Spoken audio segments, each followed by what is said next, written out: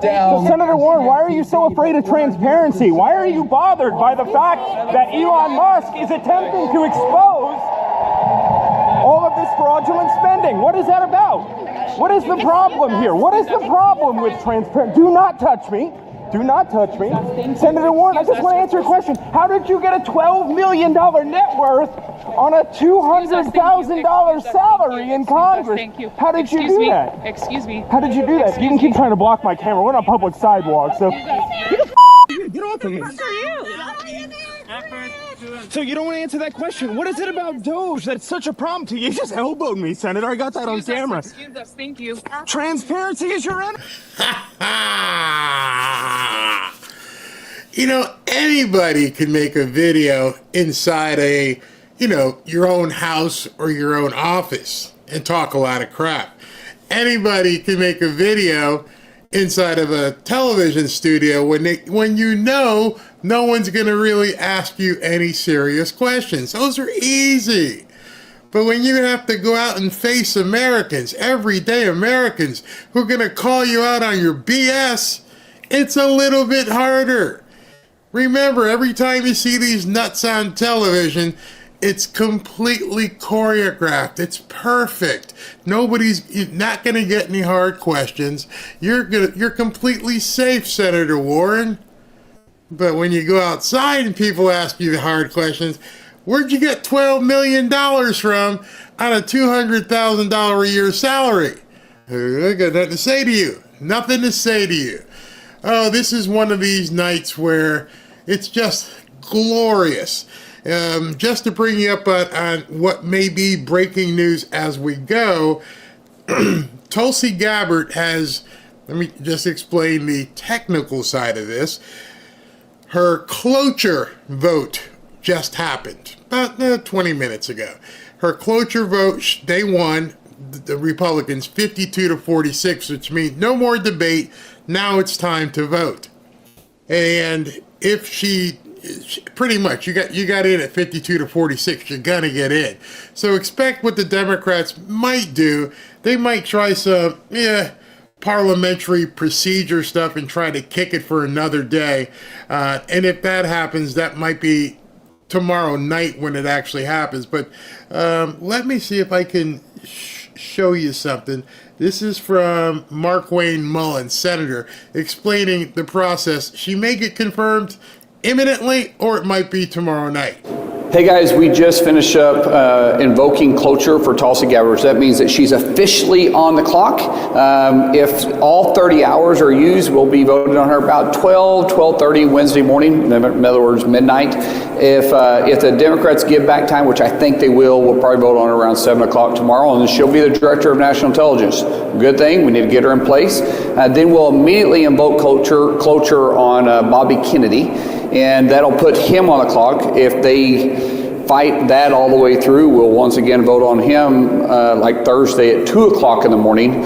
Depends on what time it is. This is all, every time we vote, it's a 30-hour soak. Keep in mind, if it's a director, it's only 2 hours.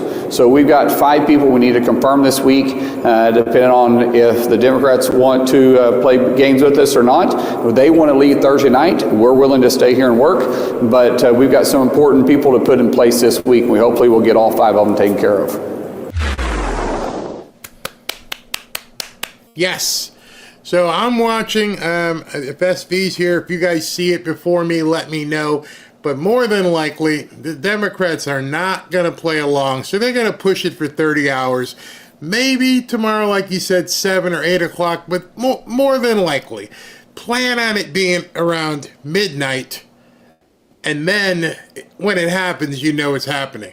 I don't think I'm going to be up at midnight doing another one of those things. I might just put it on and let it run so you guys can see it, because it literally just takes a few minutes. They got to vote. Their stalling is over. There's nothing else they can do. That's it. This is when you start using the majority power of your Senate.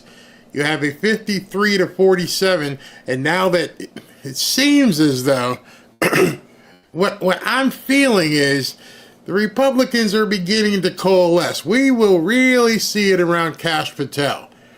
It looks like Bobby Kennedy's not going to have a problem either. So they're going to confirm Tulsi. They're going to confirm Bobby Kennedy. And let's see what happens with Kash Patel. I'm thinking at this point that President Donald Trump has such a hammer behind him, such power.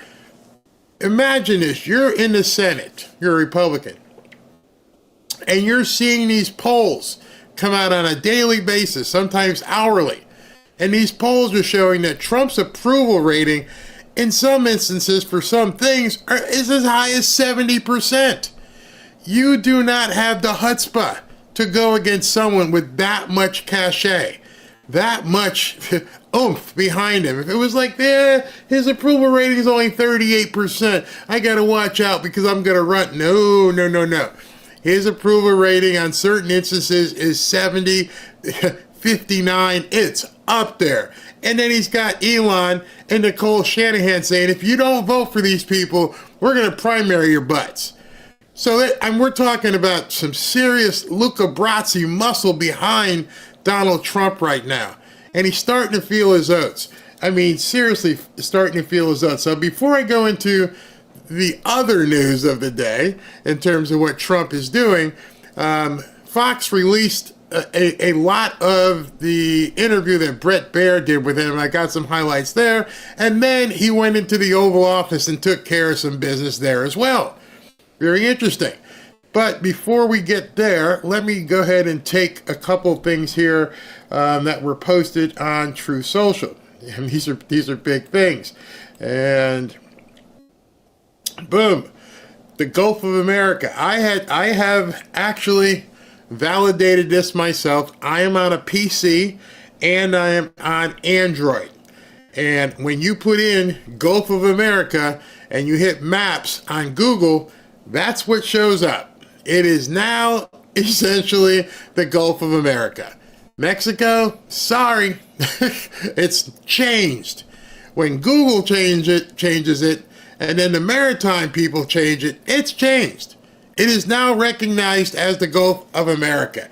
How he pulled that off, I have no flipping idea. I'm planting my flag right in the middle of all this water, and it's now the Gulf of America, as you're seeing right flipping there.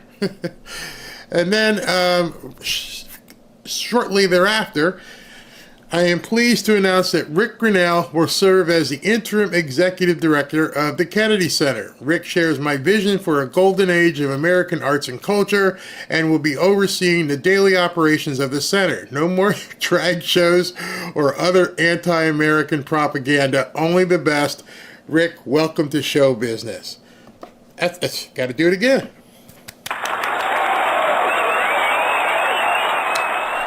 All right, so SV just sent me a bulletin before I get into the video. Let's look at this post that came up. I don't know what this means. This isn't the one he sent me, but this. Oh, we got a couple breaking news things here I got to tell you about and show you. Wow, wow, wow. This one here. Look at this. Whispering a prayer as I head to the floor. Stuff is about to get real. I didn't want to cover her 7 o'clock speech. Only reason being, I know what the speech is about. It's about things that happen to women, and these people here can't handle it. I'm sure she's going to go into somewhat graphic detail about what's happening to certain women, especially in regards to newcomers, and she's probably going to give her personal story and her personal touch, or is doing it right now. And in addition to that, she's going to be talking about some of the stuff that the Transformers are doing. So I wish her well, completely well, right behind her. This story, boom, just in. The U.S. Department of Justice, headed up by Pam Bondi, is dismissing its charges against New York City Mayor Eric Adams. When they say its charges, that was the charges that Merrick Garland were bringing out against Eric Adams. So if Eric Adams is seeing his charges dropped, you can pretty much assume what's next. You can pretty much assume that Eric Adams becomes an ally of Donald Trump and will not be fighting Donald Trump. I hope Letitia James is watching, because they're coming for you. We're coming for you, Letitia. You can count on that. This one is absolutely monstrous.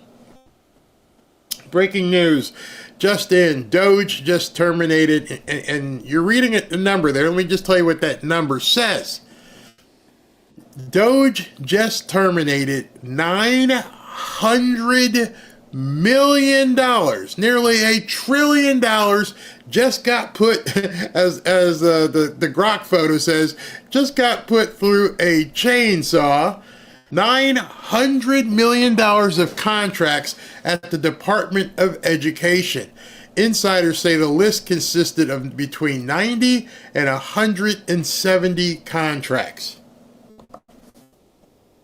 Oh. Oh. Man ain't playing.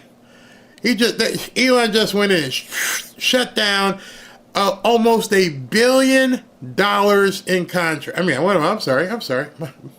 Is that right? Let me make sure I'm right there. Yeah, that would be $900 million, almost $1 billion of contract. I'm having to read that again, make sure I got the right number. Not 900 billion, 900 million of contracts. That's what it is. 900 million, almost $1 billion of contracts, with it somehow involving the Department of Education, are no more. Shut it down. We're done. Thank you. Thanks for playing. Man, that is absolutely huge. Absolutely huge. Now, let me talk to you a little bit about what Trump did today, and let's watch some of these videos. Obviously, I am not going to interrupt the boss while he's speaking, so listen to this. You trust Elon. I mean, you can't imagine a scenario where you would have to rail him in or set up guardrails for him.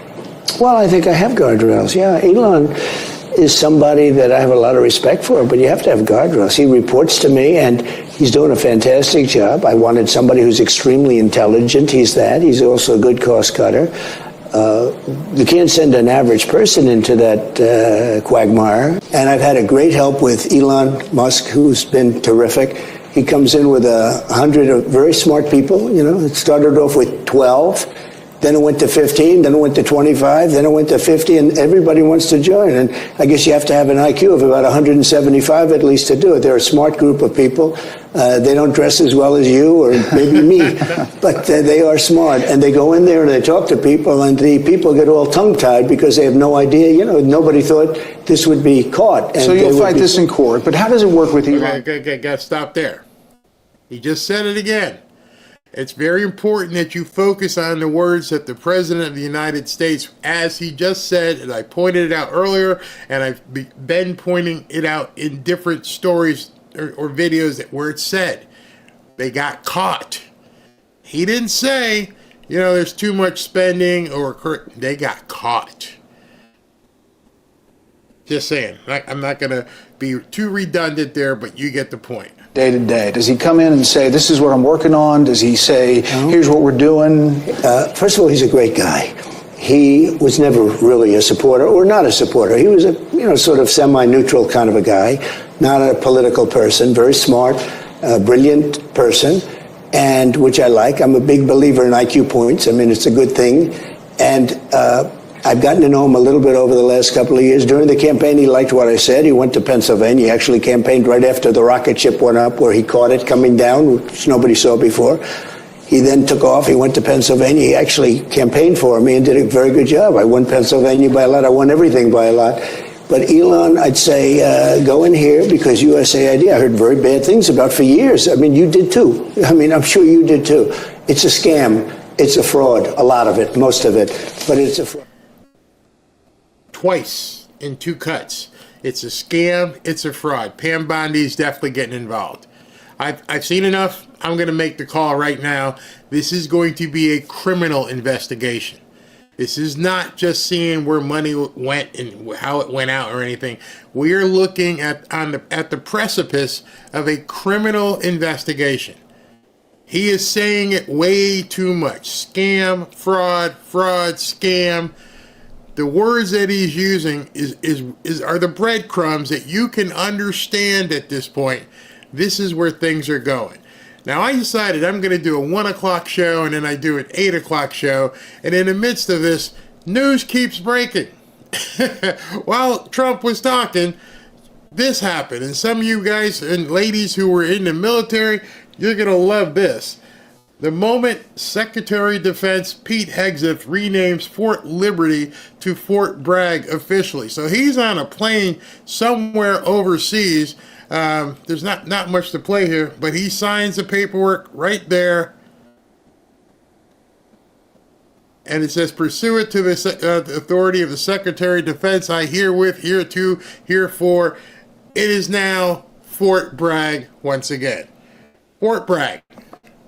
I'm sorry, gotta...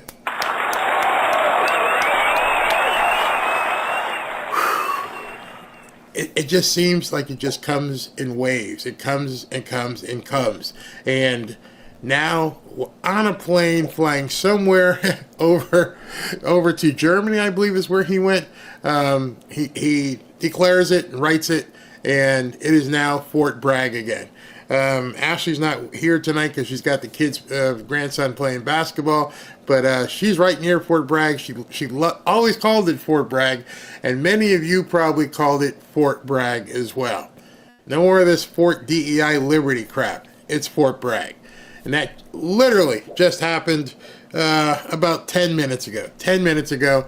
So I had to break in and let you guys see that. Let's go back to Trump. Look at the jobs that they produce for people. I'm not even going to mention their name. It's too big a show to mention their name. It's almost unfair. But the whole thing is a giant fraud. And I think judges will have to do the right thing, really. You could count it. You can start counting whenever you want. You're hearing it. You're hearing the word over and over again. He's laying the breadcrumbs. Otherwise, you're going to have a whole big problem with the country. Now, bottom line, you say you trust him. Trust Elon? Oh, he's not gaining anything. In fact, I wonder how he can devote the time to it. He's so into it. I watched some of these horrible people like Maxine Waters, real sleaze, and I watched her screaming at the security guard or whoever he was. Actually, he was pretty cool. At the Department of Education. He was pretty cool standing in front of the Department of Education. She's only looking for trouble. She's not looking to help people learn. Look, tell Maxine and all of her friends that we're last in education. Out of 40 states, we're last. We're number 40. But we're number 1 in cost per pupil. That's all you have to know. We have to make a change. I want to send education back to the states. We have when you listen to President Trump talks, he gives you stats. That one, he messed it up. He said we're number 40 in state. No, we're number 40 in different countries in terms of relating to per pupil. We're number 1 in terms of what we spend. And these people, the Maxine Waters of the world, cannot confront him. They can't talk to him in any way, shape, or form with facts. All they can do is deal in emotion. And that emotion is beginning to bubble up really bad for them because that's all they have. They cannot meet any argument with fact. It's all emotion. Speaking of emotion, we got something else that just broke. PBS has closed its DEI office. DEI officers are now leaving PBS because of Trump's executive orders. We're going to win so much, you may even get tired of winning. And you'll say, please, please, it's too much winning. We can't take it anymore. Mr. President, it's too much. And I'll say, no, it isn't. We have to keep winning. We have to win more. We're going to win more. Literally every time I refresh. I'm going to stop refreshing, otherwise I'll never get through the show because it's just rapid fire things happening all over the place.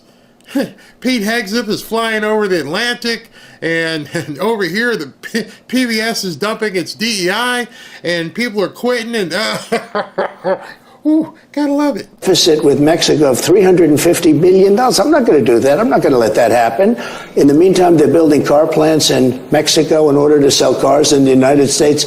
Our auto workers, look at the kind of support I had with auto workers. Republicans don't get that support. I got record support with auto workers. I won the Teamsters Union. I mean, no Republican wins the Teamsters Union. I had support like nobody's ever had because they know I'm right. So in Mexico, they're building car plants all over the place to make cars, sell them into the United States. I say, no way, you're not going to do that. We're going to put big tariffs on those cars. I don't want those cars. We can make those cars right here. You know, if you look at Canada, Canada has a very big car industry. They stole it from us. They stole it because our people were asleep at the wheel. So what happens is Canada is going to have our cars. We're going to take the car industry. If we don't make a deal with Canada, we're going to put a big tariff on cars. Could be a 50 or 100% because we don't want their cars. We want to make the cars in Detroit. What's wrong with that?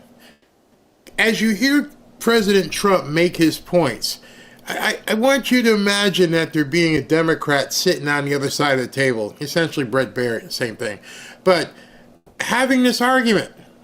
How do you counter that? How do you say, well, you know, Mr. Trump, President Trump, I understand that you'd like to do that, but we prefer that Canada gets rich. Said nobody ever. How do you combat that kind of statement? I want to destroy it. What's going on up there? I want to make sure they know we're swinging a big hammer and we're going to build the cars. We're going to put people to work in Detroit and other places where the plants are. We're going to do it here. We're not taking your crap anymore. Why would any politician anywhere disagree with that? How do you fight that? There is no comeback. If you're for Americans, which obviously these people aren't, they can posture all they want. Oh, we're here for the people.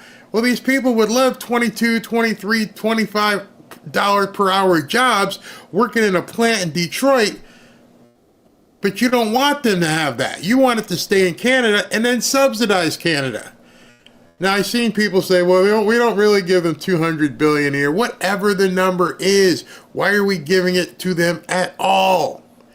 I don't care if Trump over-exaggerates how much we give Canada. The question that begs anyone to answer is, why give them anything? As he has said many times, hey, listen, I have to subsidize you.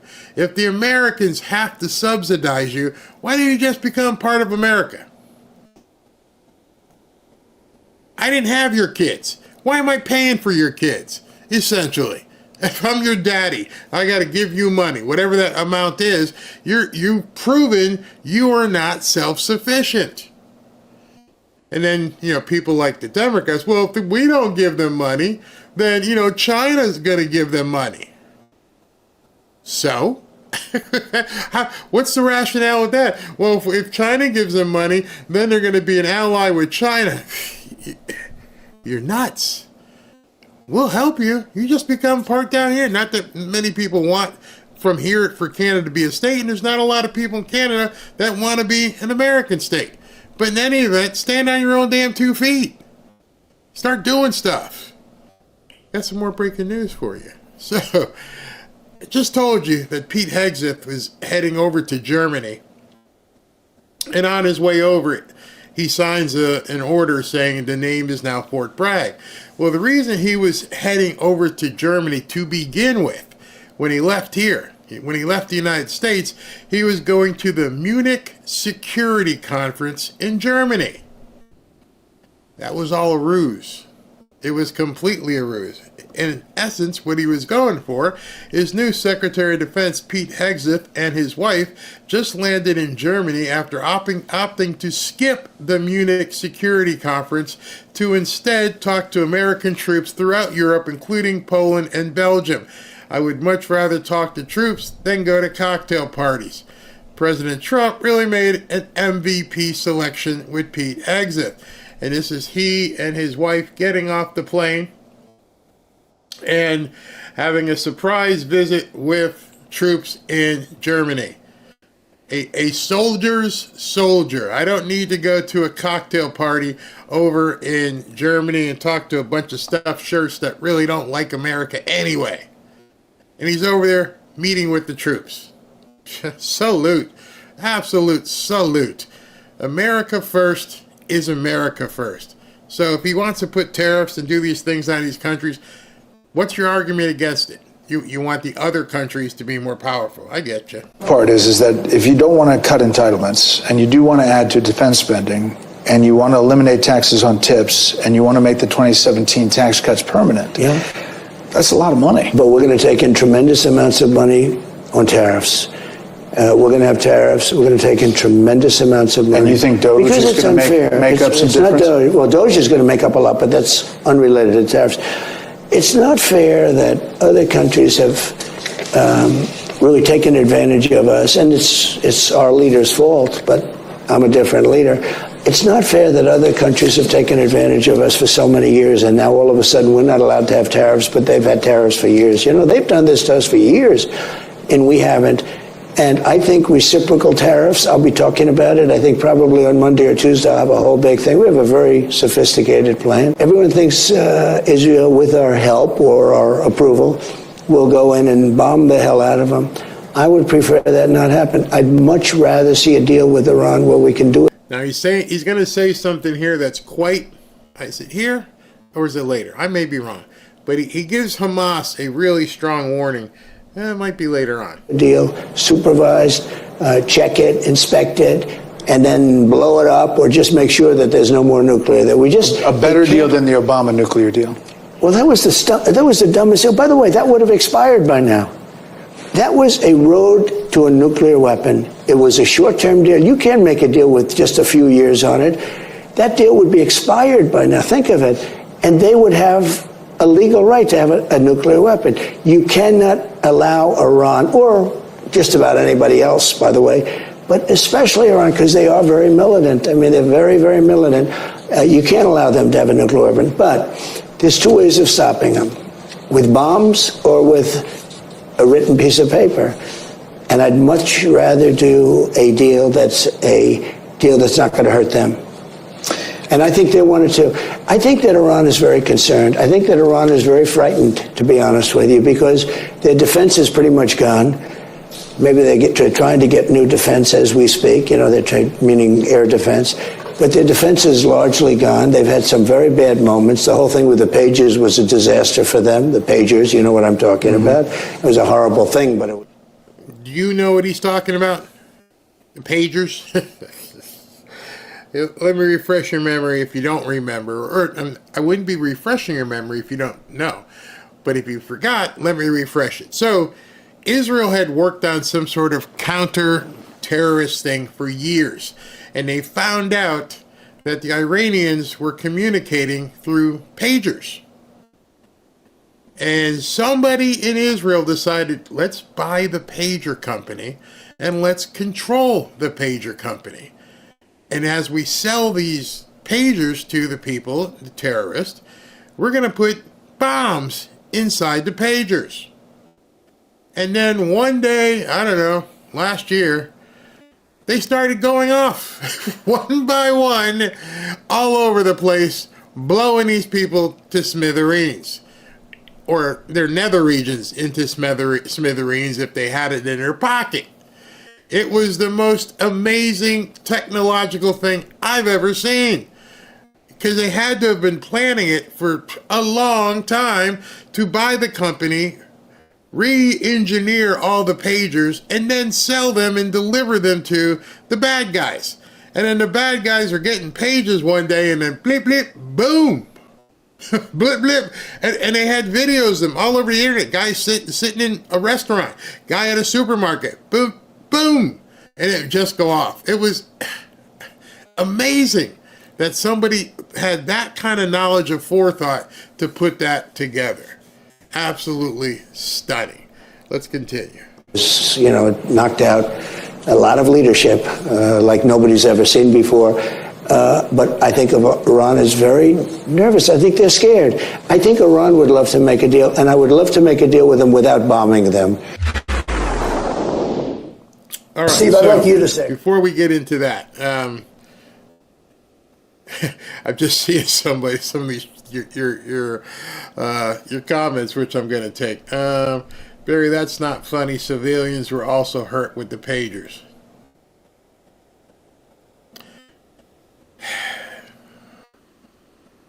Are you really going to say that, given what happened to Israel on October 7th?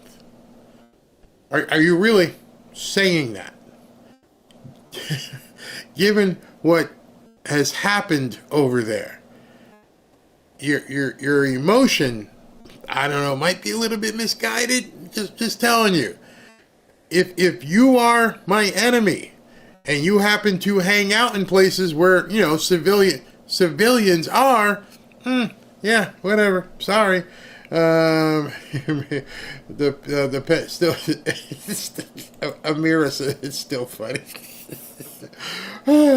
I think Almighty God for you burying your family. I thank you, and I'm not trying to upset people, but it amazes me, the fog of war.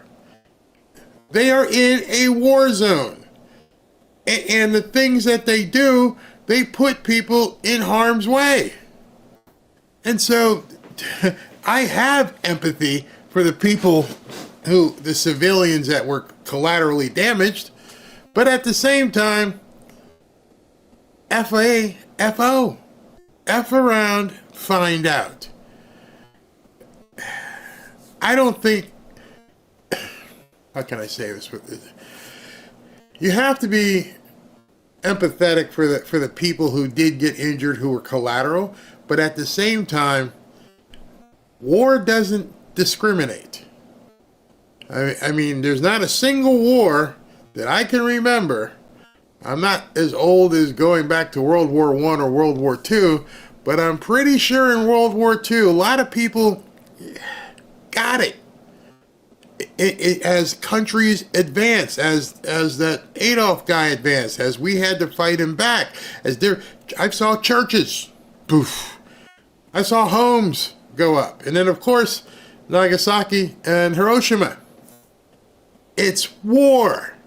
And maybe the fifis of some people get embarrassed or offended, but it's war.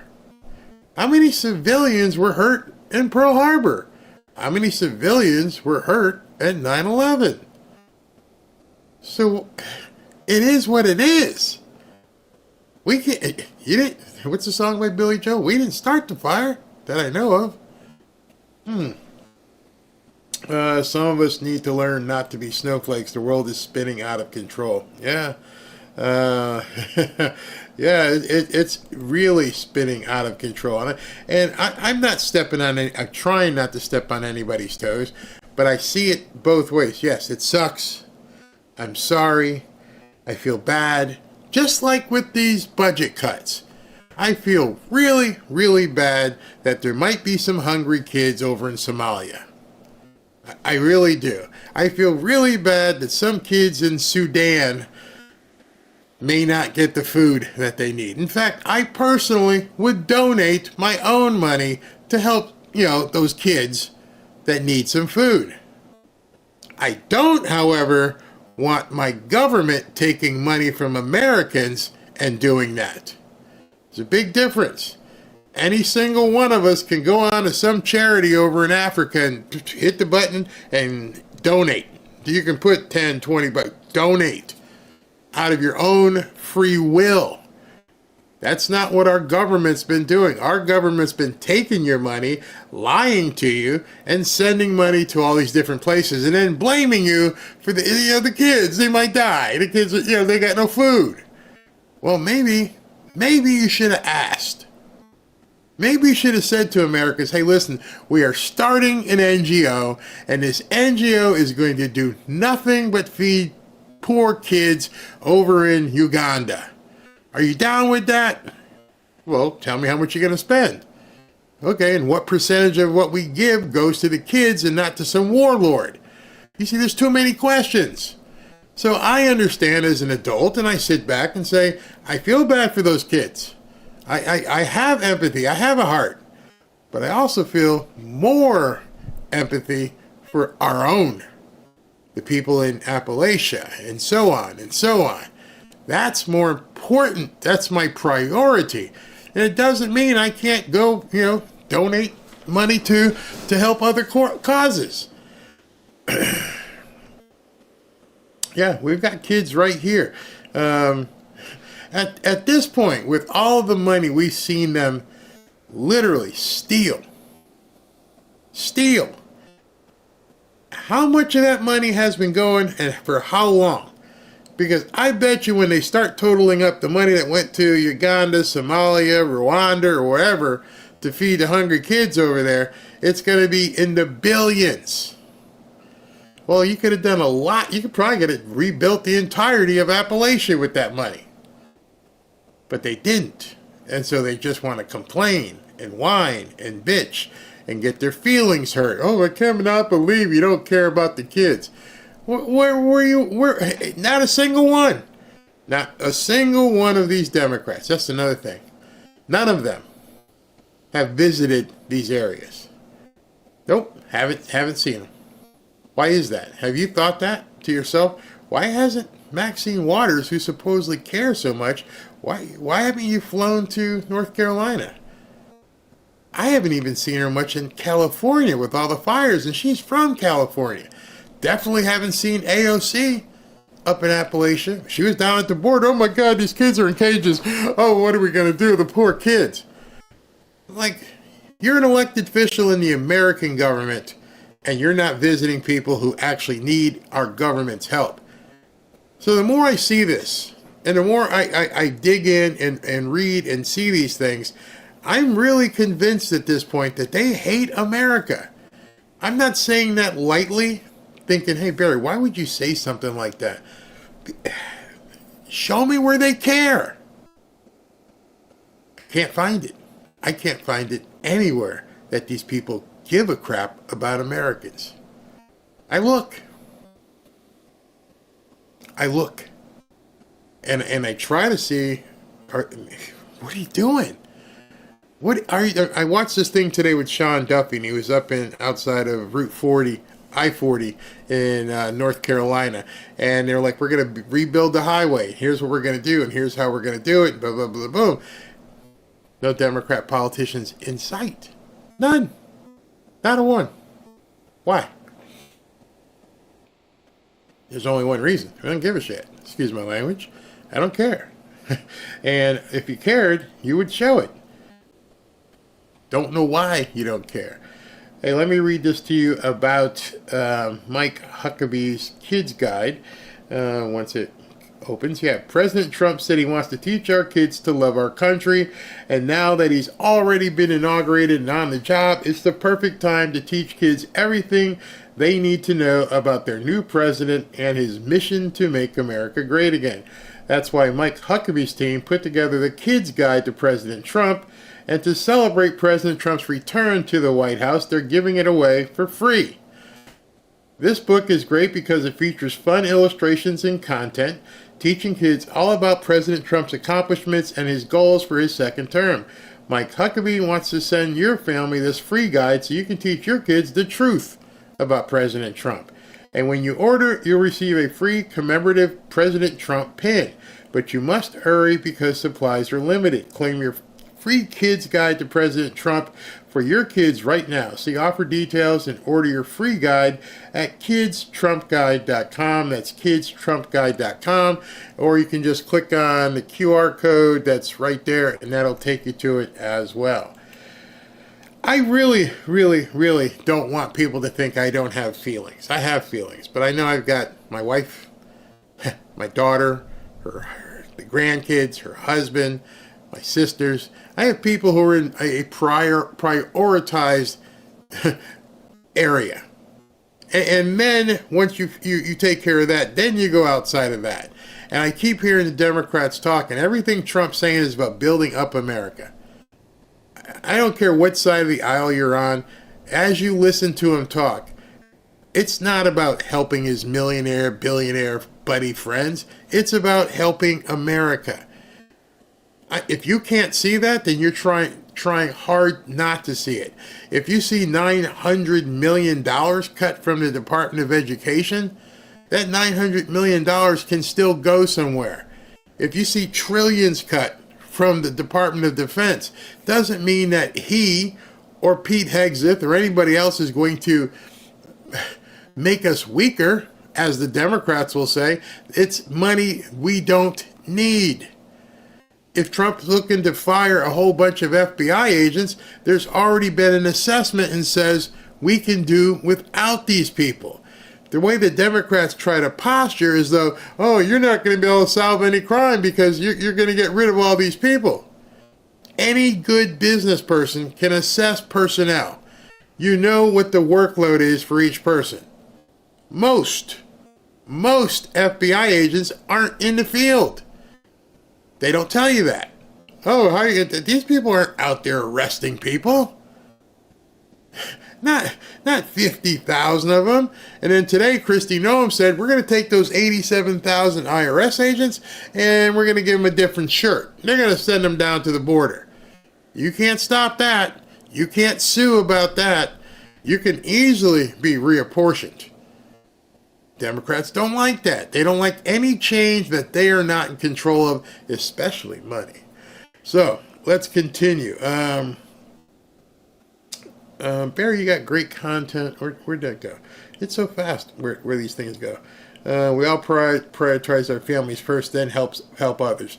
That doesn't make us cold or lacking companion. Absolutely. That's how I really feel. Barry, I think most of us are on the same page with you. You know, when people think about it, you have to think of your own family first. You've been on airplanes. I said it before. You go on an airplane and the airplane says, hey, if something happens, put the mask on your kids first, then put the mask on yourself. You're taught that from an early age.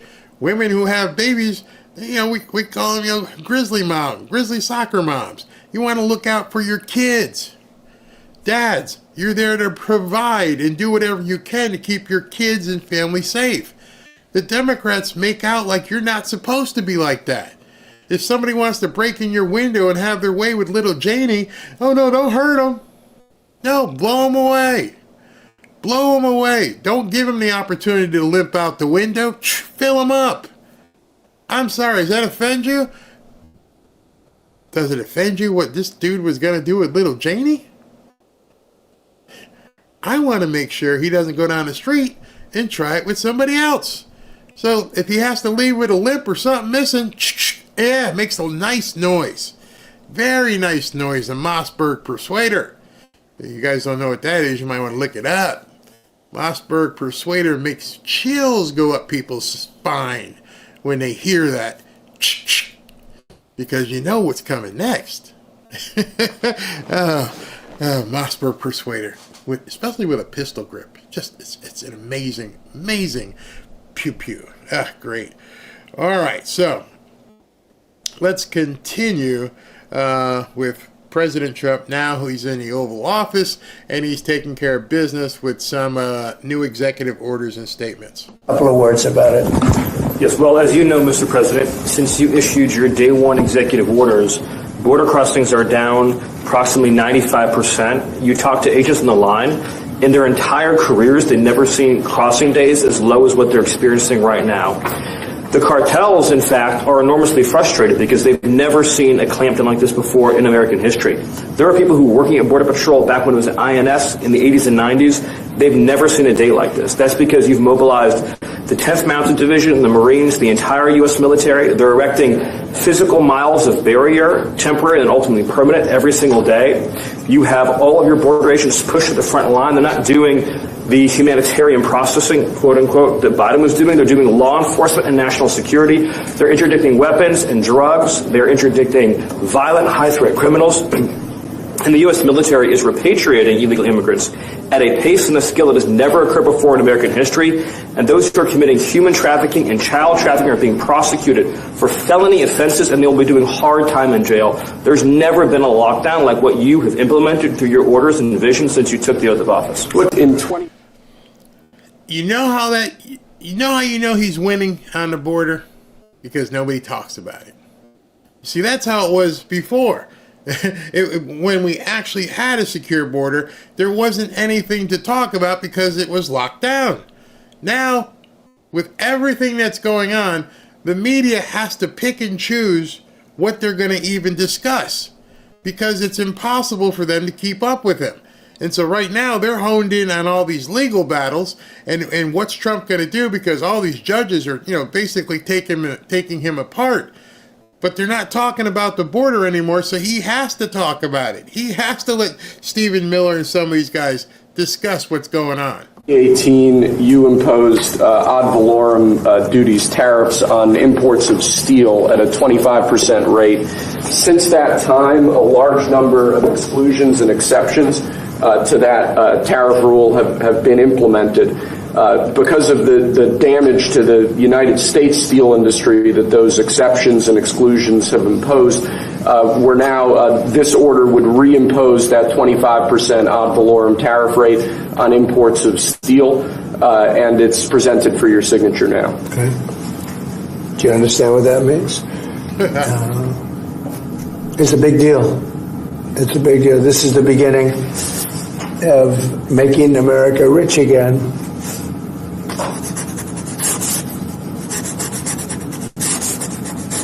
Mr. Secretary, do you have anything to say? As you know, Howard is Secretary of Commerce, doing a fantastic job.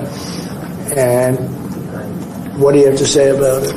So when you imposed the tariffs the first time, right, you added 120,000 jobs. And since that time, it's been picked away and nicked away and excluded away, and we've lost 107,000 jobs. And remember, these aren't just general jobs. These are steel workers in America, and now you're going to bring them back. You're going to bring those 120,000 jobs back to America. You are the president who's standing up for the American steel worker, and I am just tremendously impressed and delighted to stand next to you. Now, as you watch these things, you have to also understand that everything he's doing, there was nothing stopping Joe Biden from doing this. At any point, he could have said, hey, let's go ahead and get the steel back. Let's go ahead and put a tariff so we can make sure we can get some more jobs here. Nope, didn't want to do it. Let's go ahead and secure the border and stop all these newcomers. Nope, didn't want to do it. Let's see if we can pare some of the budget and stop this money from flowing all over the place. Nope, didn't want to do it. The contrast alone, when people now are saying that, they're looking and going, well, why didn't the other guy do it? Why is Trump just out here making it happen? You got people in Detroit and other places where there's car plants, and they're thinking to themselves, wow, he's doing all this. Up in Allentown and Bethlehem, Pennsylvania, where he's bringing steel back to America. Good steel, not that pliant crap they sell from China. Good steel that'll hold up skyscrapers. Bring in 120,000 jobs to work in the steel industry, an industry that has been almost dead. There was nothing stopping Biden from doing this. Nothing. He just chose not to. Back to aluminum, similarly to steel, since 2018, a large number of exceptions and exemptions have been added into the law. This eliminates all of those and also increases the ad valorem tariff rate from 10 to 25%. Mostly the last part is the most important, right? Would you say? Totally. So basically, this is aluminum, the same thing, no exceptions, no nothing. And it's going to bring our aluminum business back and may go higher. I mean, frankly, it may go higher. And we're going to also be talking about we're going to be talking about things over the next 3 weeks that I think will be amazing for our country, amazing for our jobs, and will bring us to a new level of prosperity. And I think, frankly, our allies and our enemies all over the world expected this. They really expected it for years. They really expected it sometime during the Biden administration, but they didn't do anything. As you know, I put tariffs on China. We took in hundreds of billions of dollars with those tariffs, and Biden wasn't able to get them out. He tried to, but it was too much money. He couldn't do it. And we're going to be doing a very concise and, it's going to be good. And I don't think if done properly, and we're going to try and do that. We don't want it to hurt other countries, but they've been taking advantage of us for years and years and years. and they've charged us tariffs. Most of them have charged us, almost everyone, I would say, almost without exception. They've charged us, and we haven't charged them. And it's time to be reciprocal. So you'll be hearing that word a lot, reciprocal. If they charge us, we charge them. If they're at 25, we're at 25. If they're at 10, we're at 10. And if they're much higher than 25, that's what we are too. So that's having to do with everything. That's not just steel and aluminum. But we'll be discussing that over the next couple of weeks. But we will be looking at chips, and we will be looking at cars, and we're going to be looking at pharmaceuticals, and there'll be a couple of other things also in addition. Mr. President, what do you say to consumers? So, I'm going to tell you this next question. Let me set it up. He is just going balls to the wall at this point, doing everything to, as he said, increase American prosperity. And no, that's not an F word. That's not a bad word. Prosperity is not bad. Making money, not bad. I wish all of you prosperity. I hope everything you're involved in becomes much richer. I hope you line your pockets and have as much as you possibly want.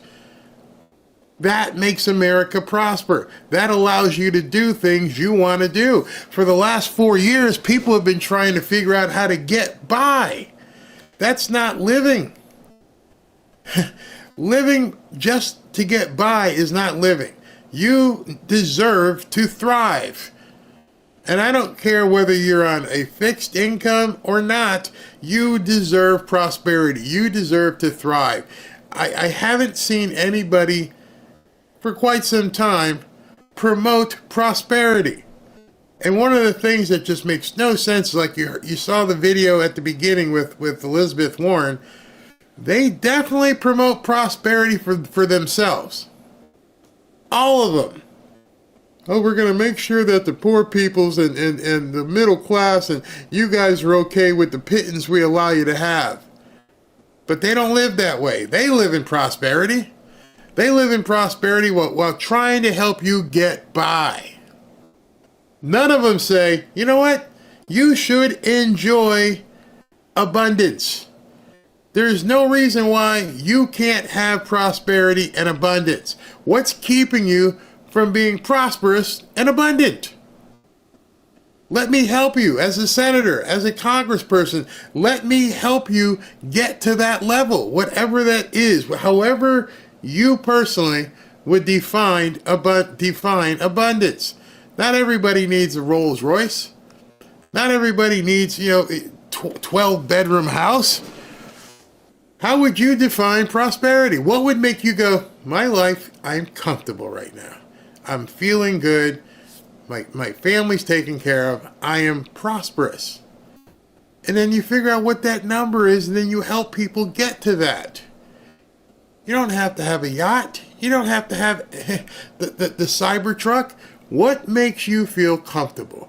What would make you feel that right now at 8:56 p.m., you could sit back and, if you want to watch the TV, knowing everything is taken care of. I don't have to worry about a single bill. I don't have to worry about going to the grocery store. And if I want to go to Macy's, I can buy myself something. I am now prosperous. Not rich. I ain't say you have to be wealthy. What's your definition of prosperity? You can put it in the chat and let other people talk to you about that. Define your prosperity. Where do you want to see your life at this point?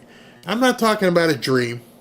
I'm not talking about hitting the lottery and getting 20 million. That's a dream for most people. For Donald Trump, that's not a dream. That's his life. What would make you feel secure, comfortable, and prosperous? And if you answer that question realistically, you're probably going to add up all your bills and then say, if I had enough money to pay all these bills and then this much more, I'm sitting here good. And yet not a single Democrat is talking about how to get you there. You see the difference? I want you all to prosper. I want you to be comfortable. Whatever your definition of said thing is. Some of you may say, listen, I need a new car. Some of you may say, I want to go back to college. Some of you may say, I just want to get a nice fishing pole. I'd like to go fishing once a week and not have to worry about buying bait. See, you're living the life you want to live. I encourage you all to find a way to get to your prosperity level and understand how Trump is trying to get you there. And first and foremost, don't feel like prosperity is a bad word. We're worried about prices, sir. Oh, I don't think you're going to. No, you're going to ultimately have a price reduction because they're going to make their steel here. There's not going to be any tariff. These foreign companies will move to the United States, will make their steel and aluminum in the United States. Ultimately, it'll be cheaper, but we'll also have jobs, many, many more jobs. All right, so the question was, President Trump, how do you justify these tariffs when essentially the American people may have to absorb this and the prices go higher? And he gave the guy a strong economic answer, which probably went over his head. Because the tariffs aren't meant to be tariffs. They're not meant to be here forever. It's sort of like training wheels. You need to do more business in America. If you do more business in America, you won't be paying a tariff. So you want me to open a factory here? Yes. So if I open a factory in, I don't know, Alabama, and I employ 5,000 people, you'll do something about this tariff for the rest of my stuff? Yes. I don't intend on there even being a tariff. That's what he meant when he said that. I'm going to convince you to do business here. Then I don't have to spank you. You'll be good at that point. You guys all get that? All right, let me just check something. SV just hit me up with another alert. These things just keep coming. Okay, yeah, I said that earlier. Tulsi advanced to the Senate. So her vote, as Mark Wayne Mullen said, should come tomorrow sometime, midnight. But she's going to get confirmed. She's going to get confirmed. All right, let's continue. So the failed American trade policies have led our once incredible United States steel and aluminum industries, once incredible, not now, but they're not bad. I saved them because of my first term, totally saved them. If I didn't do what I did, I put massive tariffs, not the highest level, but pretty massive tariffs. We took in a lot of money and we took in a lot of jobs, but we were being pummeled by both friend and foe alike. Our nation requires steel and aluminum to be made in America, not in foreign lands. We need to create, in order to protect our country's future, a resurgence of U.S. manufacturing and production, the likes of which has not been seen for many decades. It's time for our great industries to come back to America. I want them back to America. This is the first of many, and you know what I mean by that. We're going to be doing others on other subjects, topics. Protecting our steel and aluminum industries is a must, and today I'm simplifying our tariffs on steel and aluminum so that everyone can understand exactly what it means. It's 25% without exceptions or exemptions, and that's all countries, no matter where it comes from, all countries. If made in the United States, however, United States of America, there is no tariff, it's zero. So if it's made in the United States, there is no tariff. All you have to do is... All right, that's it. There's your prescription. You won't have to pay anything if you make it here and hire Americans. That's what he meant when he said, they probably won't even have a tariff because it's a very simple equation. So, and they all know this. It's the American people and the Democrats who try to obfuscate and give you BS. All the companies know. All right, so we better open a factory in the United States, right? Yep. Many of them already had factories. They moved because it was more advantageous to use cheap labor elsewhere. But now by throwing these 25% tariffs on them, and he's letting other people know. He's letting big business know across the board, across the world, I'm coming for you. He just said there's going to be many more tariffs across many different topics, many different industries. And you hold the key. You're not going to have to pay a tariff if you smarten up and do something here. So what happens when these companies smarten up and do stuff here? They employ people. They employ people. People begin making money again. They don't have to be on welfare. They don't have to worry about SNAP benefits. Then that means we don't need to tax you as much because we don't have as many people who need it. Democrats hate that. They hate it. In fact, one of the things he's doing is making a work requirement if you are getting welfare. They don't like that either. Hey, listen. If you're an able-bodied person, get your butt to work. I said this the other day, and people said, "Well, you're not thinking about people who have to pay for child care, who are single, but they can't pay for child care, and they can't work anything more than part-time." And I'm thinking to myself, do you know how many child care subsidies there are out there? There are child care subsidies. By the way, what's the father doing? Is he not paying? Is he not working? Are you collecting child support? I'm just saying. Party's over. America needs to get to work.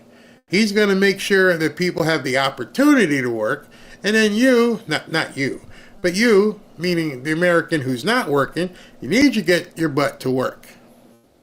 And I love what some of you guys were saying in here in terms of what you want to do and what makes you feel like prosperity would be what you want.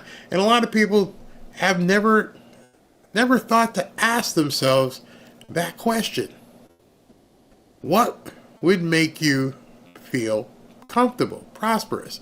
And I love some of the answers. I mean, I am disabled and I don't get disability. I have to trade stocks to make it. At least people have to stop feeling like they have to make it. And that's what Trump's saying. I want you to thrive. Is it realistic? Yes. Why wouldn't it be? Seriously, when you think about it, why wouldn't you be or have the opportunity to thrive? You're disabled, but obviously you can use a keyboard. Just saying. There can be something you can do. Maybe opening an answering service or go to an answering service. Well, they'll tell you, hey, listen, we're going to route phone calls to your number. Just take a message and type.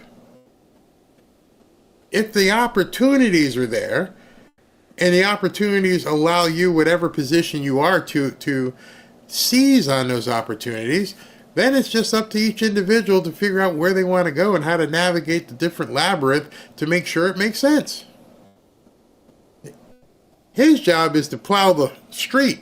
His job is to make sure you have the ability and the opportunity to do the thing that you need to do. And then you just have to figure it out what it's going to be. You're exactly, MAGA Mama, you are exactly someone who would benefit from what exactly he's talking about. I live paycheck to paycheck and I work my butt off. Meaning every 2 weeks, you're working those 40 hours or 80 hours every 2 weeks, and the paycheck that you're getting is just enough to get you to the next paycheck. That's not living. Oh, actually, that's not thriving. So you sit back with your other half, husband or wife, and say to yourself, what do we need to be thriving? What do we need to feel comfortable that I don't feel like I'm working paycheck to paycheck? What's that number? What is that number? Is it an extra $500 a month? Is it an extra $1,000 a month? Is it an extra $2,000 a month? How would you feel if you're making X dollars per month more?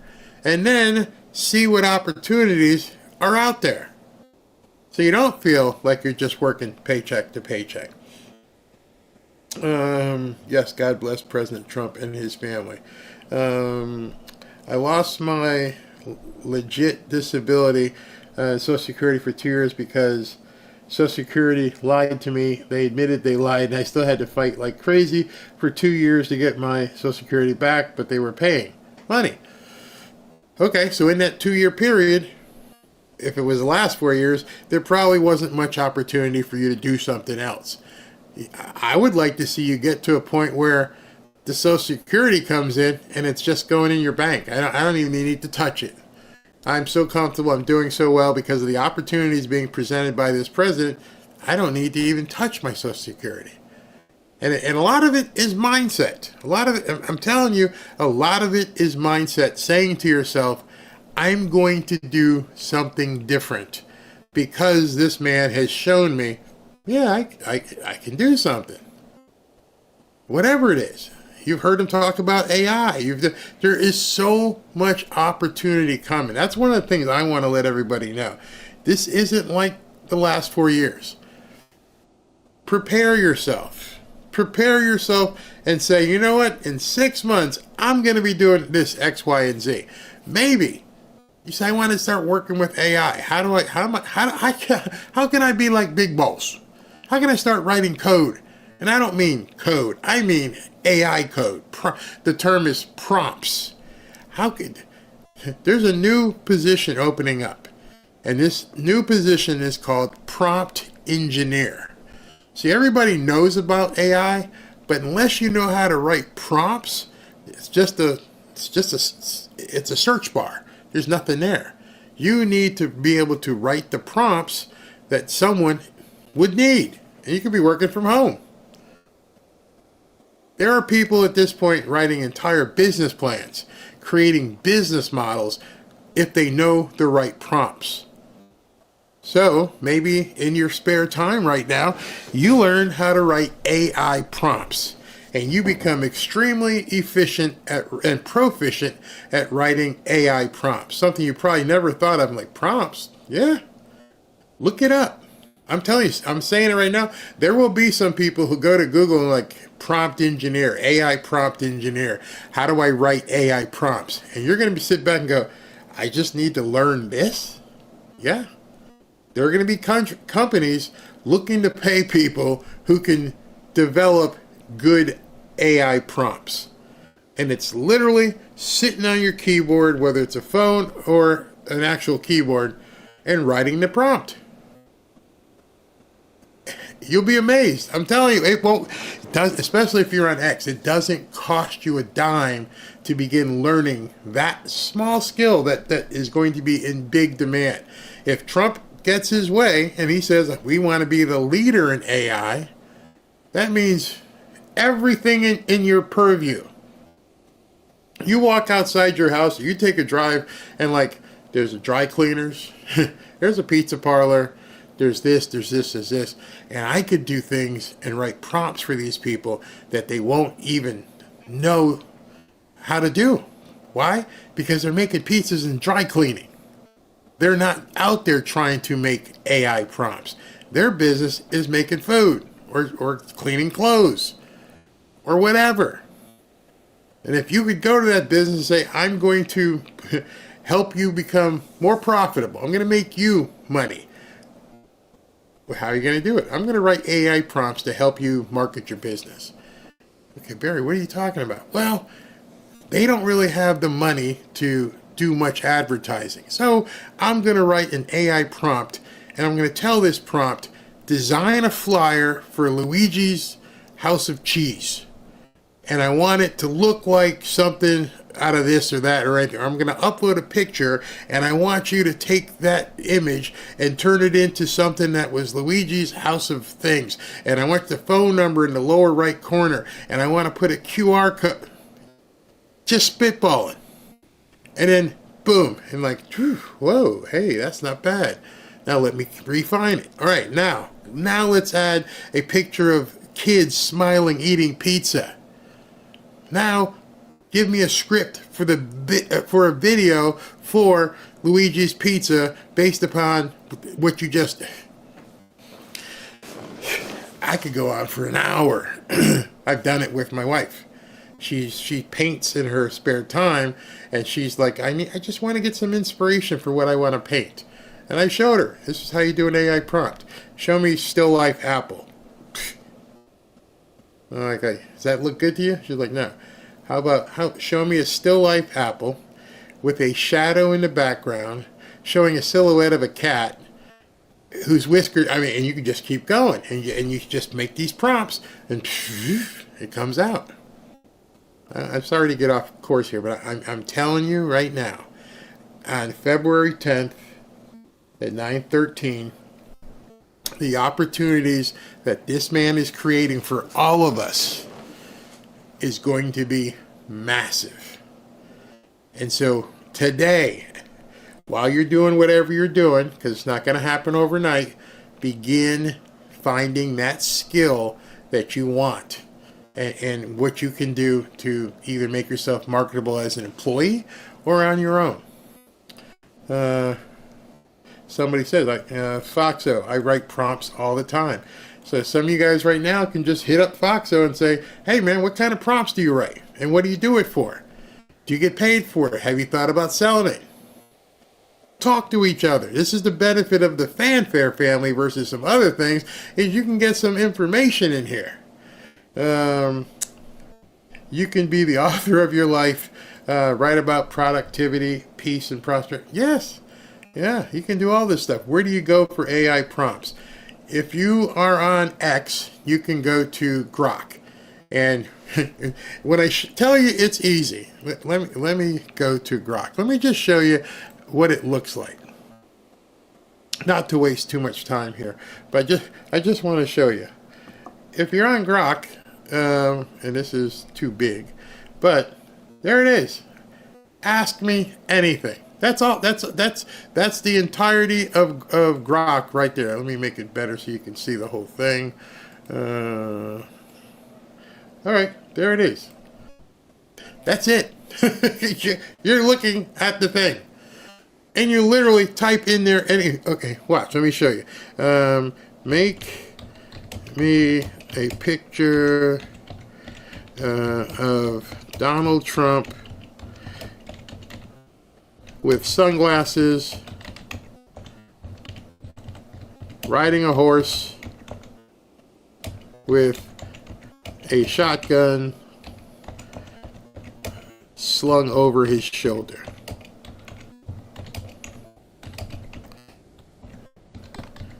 With the sun setting behind him. You see, I just kept going. All right, I spelled setting wrong. Sun setting. All right, then you click the button, and what it's going to do is come up with a bunch of renditions. I'm not an artist. I don't have a picture, and boom, just like that. And you pick which one you like. I like this one. I like that one. He looks like he's in Border Patrol. He's got a shotgun over his shoulder, and it did everything I said, with sunglasses, with the sun setting behind him. I didn't mean to go off here, but that's the prompt is anything you want it to write. But anyway, so let's continue. It's really cool to use Grok, and what did that take? Literally 8 seconds. Now you know what these kids in DOGE were doing, because they were writing whatever scripts and AI they were writing, whatever algorithm they were doing, they wrote it, then they just sat and hit the button, and it parsed tons of data. I mean, in minutes. That would normally take weeks for an entire team to go through. Yeah, I like pretty cool. I like Grok. The power, hey Severo, the power of Grok. It's fun to use. Hey Beth, how are you? It's fun to use AI. It's the horse, yeah. And so I would then go try again, make the horse. Well, I'll show you. Did I delete that? Hold on, where is it? Okay, hold on. Let me pull this in. So you see, good point. Can't see the horse. So I would just down here, right, make the horse more prominent.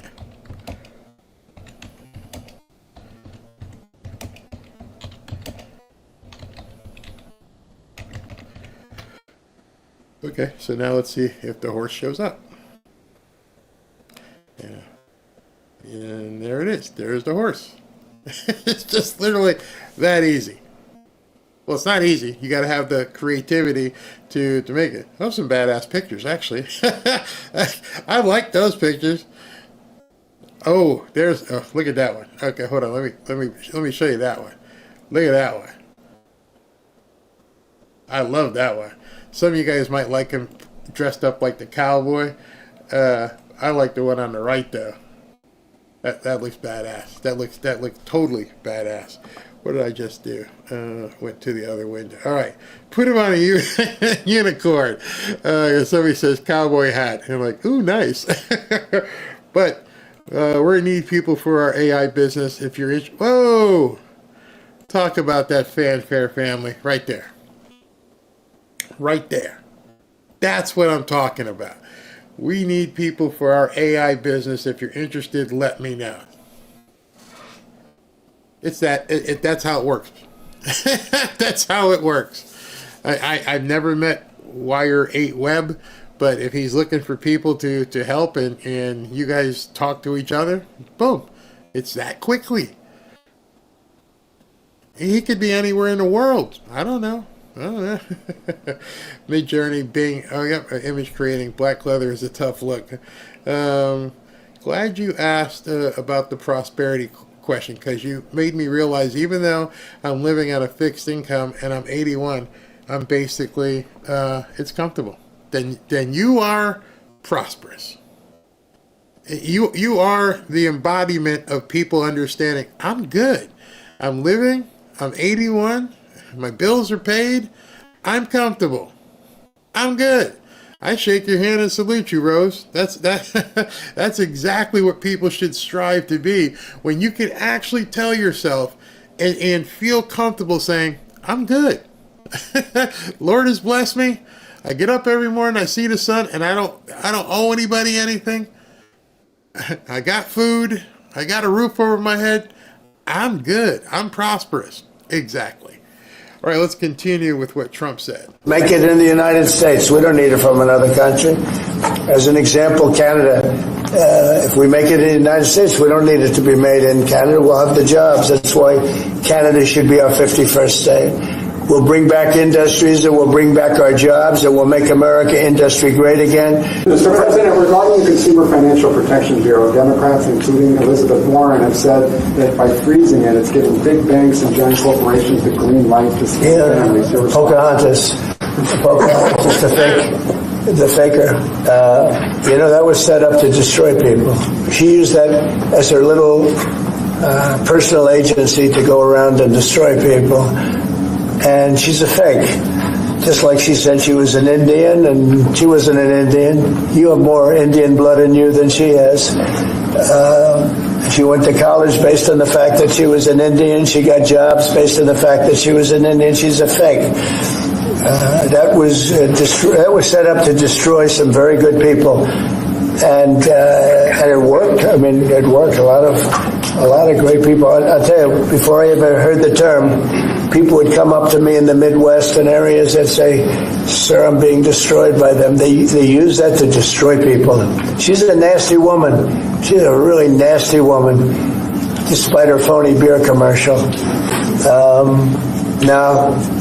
We did the right thing. That was a very important thing to get rid of. And it was also a waste. I mean, number one, it was a bad group of people running it, but it was also a waste. If you looked at when she really ran it, wow, that was a vicious group of people. They really destroyed a lot of people. And you can confirm it's your goal is to have it totally eliminated, the I would agency? say, yeah, because we're trying to get rid of waste, fraud, and abuse. I have high... Waste, fraud, and abuse. So if there's fraud tied to it, and Elizabeth Warren had her hands deep into it, then Elizabeth Warren might have some taint. I would be concerned if I was Elizabeth Warren if they start digging in through that, which they already have. I'm positive they already have. What you're seeing is the back end. What you're seeing is the result. By the time you hear about it, they've already dug through it. That's what people aren't realizing. And they're thinking that there's some pile of stuff that they have to delete or not look at. It's by the time you hear that he went after the CFPB, they got everything they need. So we can shut it down. We already have that report. What I would be worried about if I was a Democrat is, what's the stuff that they're looking at that they haven't vocalized? What, are there agencies out there in the government that we don't even know about, that they haven't mentioned yet, that they're out there targeting and going through to find fraud, abuse, and corruption? Because if I was a Democrat and I was thinking about all the stuff that's out there, because we don't even know. We don't know what NGOs are doing. We don't know. But if these guys have already dug through these thousands and tens and hundreds of thousands of NGOs to figure out what the trail is coming back, that's what I would be worried about if I was a Democrat. Forget the stuff that you already see. The stuff that you already hear them talking about is stuff that they don't care that you know about. Was it line in Goodfellas when Ray Liotta is getting ready to back out the driveway and the guys with the guns come up and point at him? And what did he say in that instant? He goes, I knew they were cops, because if they were wise guys, I would already be dead. We're not going to telegraph to you what we're doing. We're telling you the results. And so if I was any person in the Democrat Party, I'd be pooping in my pants going, oh, hope they don't. Oh, do you think they're in that? You think they're looking? Oh, yeah, because by the time they come out and say, hey, we found this, it's too late. The part that they're not telling you is the part you should be afraid of. That means they're still mining in something and they haven't decided to release the autopsy. And I bet you there's a lot of that happening. So much happening. Because all they have to do is just go agency by agency. And so they're doing the big ones right now, but you watch, people are going to get caught up on the little ones. Because the little ones are the ones that they think nobody's watching. The ones, and I say little ones, 10 million here, 5 million here, no big deal. Nobody's even going to miss 6 million until somebody looks there. And that's where you're going to see these people freak out even more. Big time. Approval ratings, because I'm using common sense, whether it's getting men out of women's sports. I mean, have you seen what goes on with the boxers and with the weightlifters and with the swimmers and everything? It's so ridiculous. And I think it's a 90% issue. And, what he means by that, it's a 90% issue.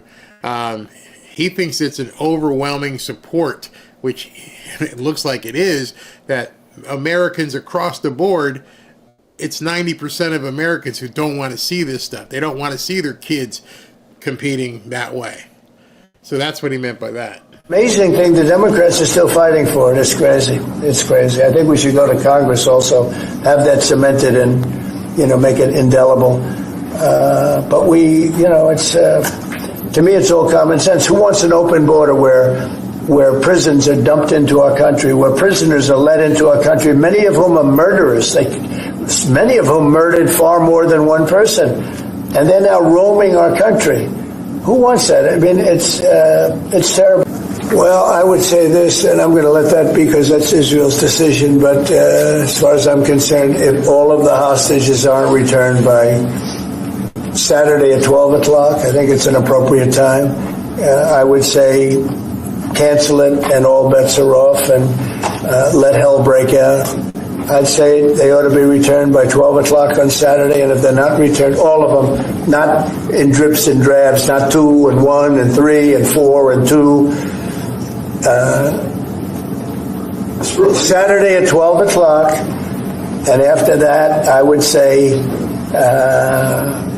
all hell is going to break out. This is an executive.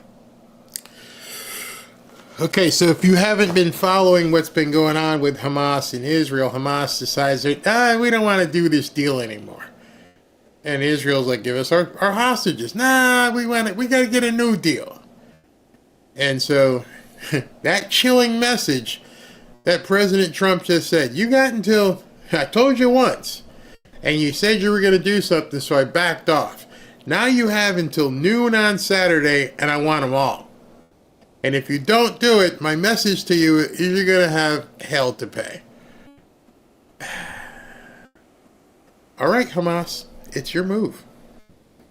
Bibi Netanyahu was just at the White House.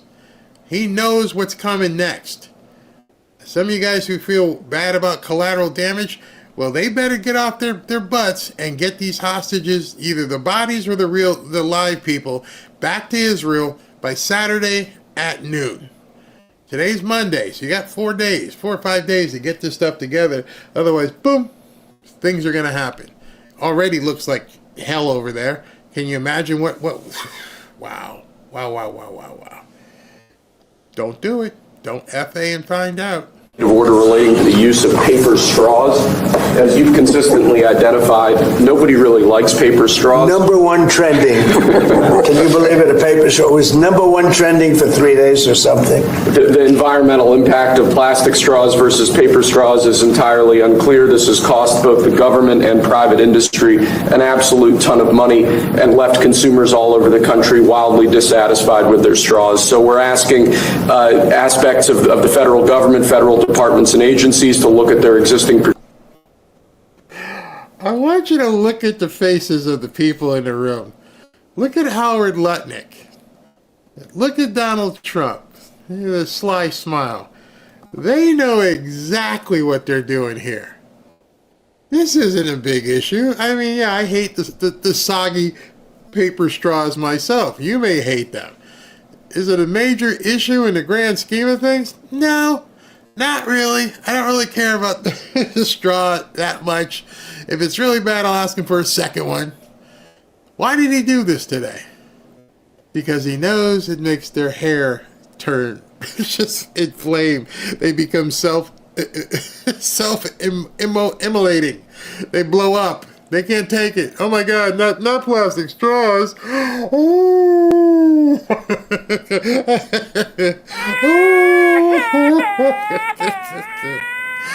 He absolutely knows. Again, look at Howard's face. They're laughing.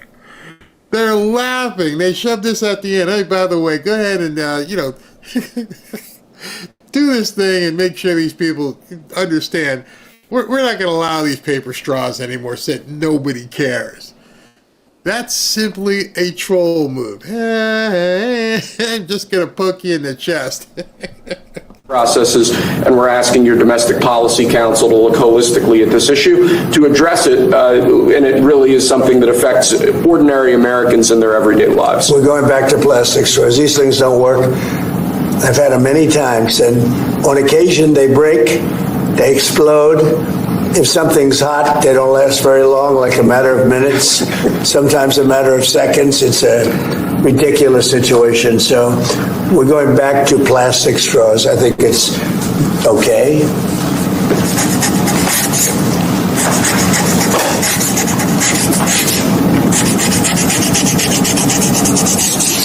And I don't think that plastic's going to affect a shark very much as they're munching their way through the ocean. Okay. Thank you. We have a full and unconditional pardon for former Governor Rod Blagojevich of the state of Illinois. Good. It's my honor to do it. I've watched him. He was set up by a lot of bad people, some of the same people that I had to deal with. He wasn't quite as successful, but he had somebody that saw what was going on. I didn't know him other than I believe he was on The Apprentice for a little while. So those two last orders, in my estimation, were nothing more than him poking the bear at that point. I'm gonna pardon Rod Blagojevich, the former governor of Illinois. That's just to piss some people off. And then the whole paper straw thing is just to piss some people off. So he knew it. After everything else he talked, let me just throw this at him. Let me just throw this in their face and piss them off. The other stuff is the meat. Now I'm just throwing you my vegetables at you because I don't feel like eating them. Then he posted something, I couldn't find it, where he took a picture of a Coca-Cola Diet Coke and a straw in it. Where is that? I have to look at that. That's too funny. He doesn't care. He doesn't care at all. He just threw that at them. All right, so when I get back, I'm going to look to close the show and tell you what has happened tonight and what Trump is doing about these judges, and why the left is going to be even more apoplectic. Be right back. As you know, President Trump has assembled the Avengers to make America great again. And of course, we're all excited and ready to see them get to work. But with everything we're seeing right now, don't take your eye off the ball. Things could get much worse before they get better. With the possibility of World War III still looming, and with the Democrats doing everything they can to impede Trump, you still need to keep your guard up and your money protected. Oh, and our national debt is still massively increasing. Don't get me wrong, I have high hopes for Trump's America, but I also have a family to look out for. You see, Trump and the Avengers have quite the uphill battle ahead. That's why I'm making sure I'm protected, and I'm recommending that you do the same. One way to be protected is by diversifying your portfolio. That's why on this channel I've been happy to partner with Lear Capital. As you know, I've been involved in real estate for quite some time, and although I dabbled in gold and silver, Kevin and his staff at Lear have helped to educate me even further, especially in regards to silver. Give Lear a call today and they'll show you how easy it is to move some of your savings or your retirement account into gold and silver. Gold and silver have been proven to hold value and protect wealth for the long term. Call Lear today at 800-601-5430 or go to learberry.com to get your free gold and silver wealth protection guides. There's no obligation, just free information. Many of you have seen my interviews with Lear founder Kevin Demerit, and I can tell you this company is solid and likes to educate their customers. Just so you know, Lear has over 27 years of experience, thousands of 5-star reviews, and over $3 billion in trusted transactions, and is the only company with a 24-hour risk-free purchase. You don't pay unless you're 100% satisfied. So call 800-601-5430 or go to learberry.com. And when you call, don't forget to ask how you can get up to $15,000 in bonus gold or silver with a qualifying purchase. So if you'd like to take advantage of this opportunity, please call my friends at Lear Capital at 800-601-5430 and tell them Barry sent you. Yup, I sent you. I'm telling you right now, anybody can invest or hedge with gold and silver. This is a 1-ounce bar of silver, worth about 30-something bucks right now. Couple of your Starbucks coffees, and this is like I forget, they said like 1/8 of an ounce of gold. It's not that expensive, but you can buy them in small amounts, and then as you go, you can add more. And with everything that's happening, yeah, it might be a good idea to begin doing whatever you can to start hedging things for yourself financially and prepping and getting some food too, because things are happening. All right, so before I get to that, there's a couple things that have happened since I ran that commercial. So, breaking: Democrat election officials nationwide are now in panic after President Trump put multiple CISA employees on leave. The Cybersecurity and Infrastructure Security Agency got caught coercing big tech to censor critical election fraud evidence from the 2020 election. Arizona's cartel-connected Secretary of State Adrian Fontes just sent a very ignorant letter to President Trump begging him to change his mind. Last Friday, I was shocked by reports over recent developments at the Cybersecurity and Infrastructure Security Agency, where multiple seasoned officials got axed. They're gone. This decision undermines the integrity of Arizona's election security at a time when our enemies around the world are using online tools to push their agendas and ideologies into our very homes. They don't even know how to react. What did I tell you? What did I just tell you a second ago? I said, don't focus on the things that you've already seen, because those are merely autopsies being revealed. Worry about the agencies they haven't talked about. Well, nobody was talking about CISA a little while ago. In fact, it's 9:30, and at 8 o'clock, nobody was talking about CISA or CISA. Now they are. They've dug into that one. Now, autopsy's on the table. They what's left here, we've already cut it up. We read everything. We opened it up inside and went, oh, okay, it stinks. Let's get rid of them.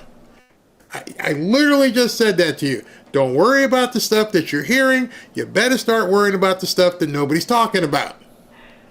And I don't even know how many of these agencies there are. Just imagine. It's got to be terrifying for them because at this point, it's going to touch so many people. And if you notice, this came out at 9:33 p.m. All right, let me just show you this. 9:33 p.m. So you got stuff happening as we're sitting here talking. It's still happening. That's how fast things are moving. Some good news for you. I want to give you some good news to leave.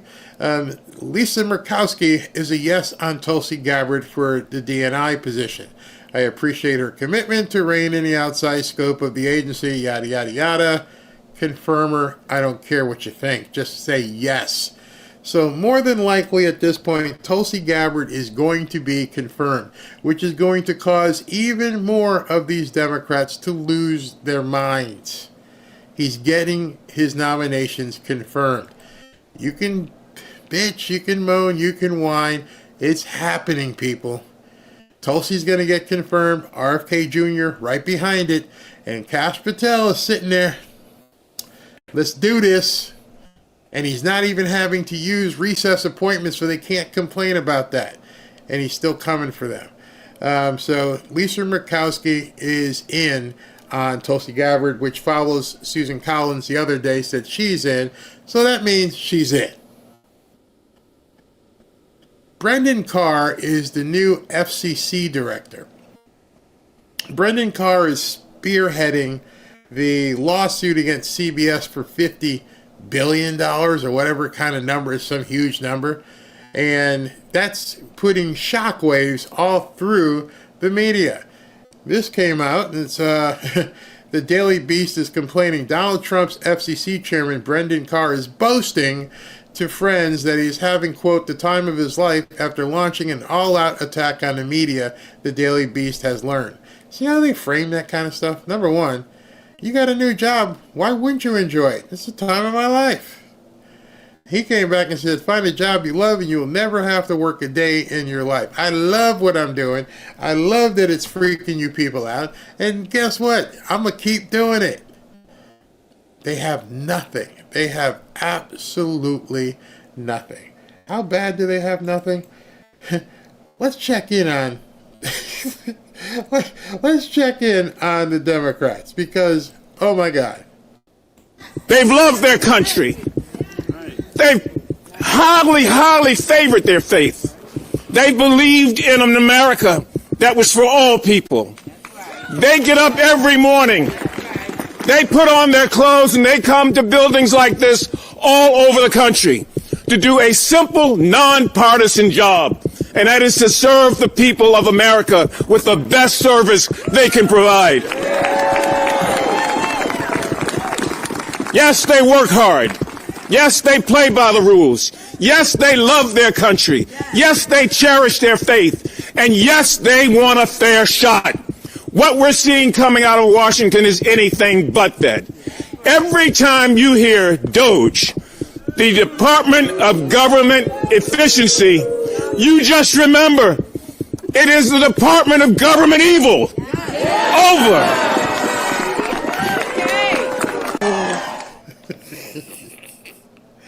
I keep bringing up that movie Other People's Money with Danny DeVito from, I don't know, 1997 or 98. Amen, amen, and amen. You see, what you just heard was a prayer, albeit a prayer for the dead. I love that line in the movie. It struck me all these years later, 20, 30 years later. I'm like, that's exactly what you're hearing. You're hearing a prayer for the dead.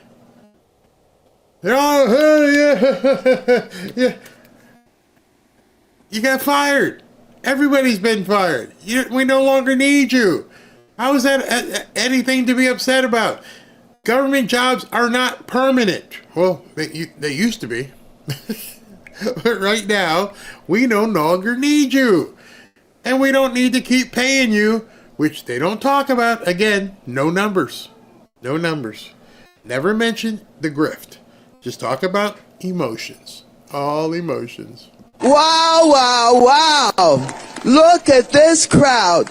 Elon Musk, where are you? Bring your ass over here so you can see who's here and what we're doing. We're not afraid of you. We know that you are the co-president now of the United States of America.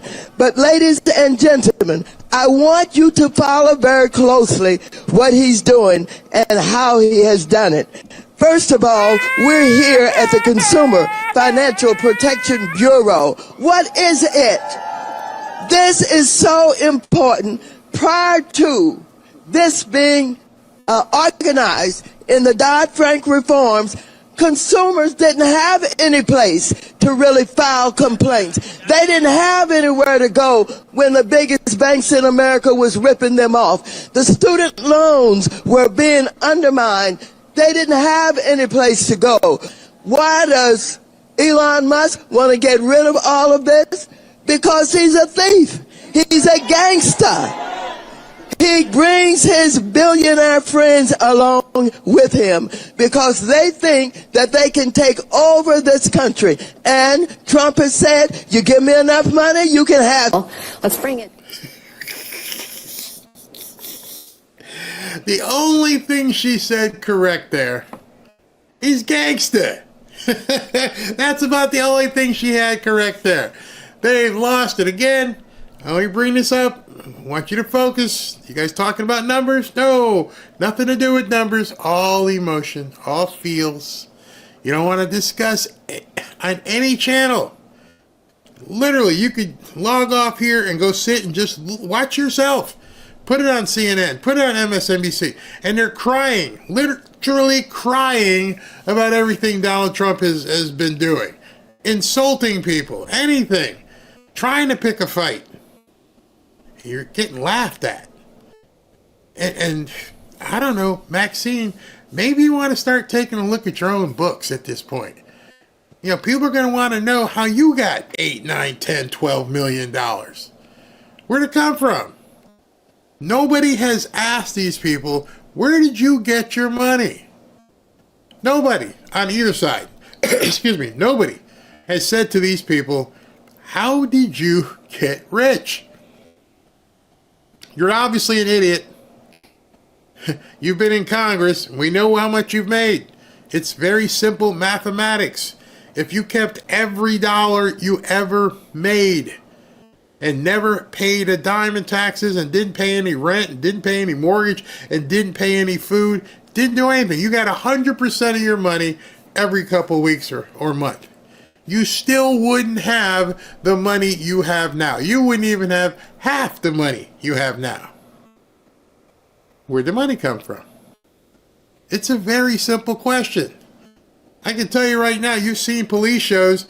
Again, the same movie, Wise Guys. What happened in Wise Guys? They ripped off an airport and they came out with a whole bunch of million. What did Robert De Niro, dickhead, excuse me, what did Robert De Niro say to the crooks?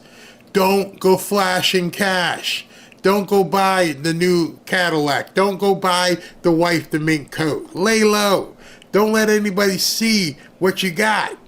And these people are out there with mansions and like, it's no big deal. Where'd you get the money? Nobody has ever asked. I hope Kash Patel, I hope he begins looking at these people and going, where'd you get the money? You wanted to see everything from Donald Trump. You wanted to see every tax return, everything. And you couldn't find it. I don't think nearly half of these people could stand up to the same type of scrutiny. And for the most part, the Republicans have been afraid to try and look.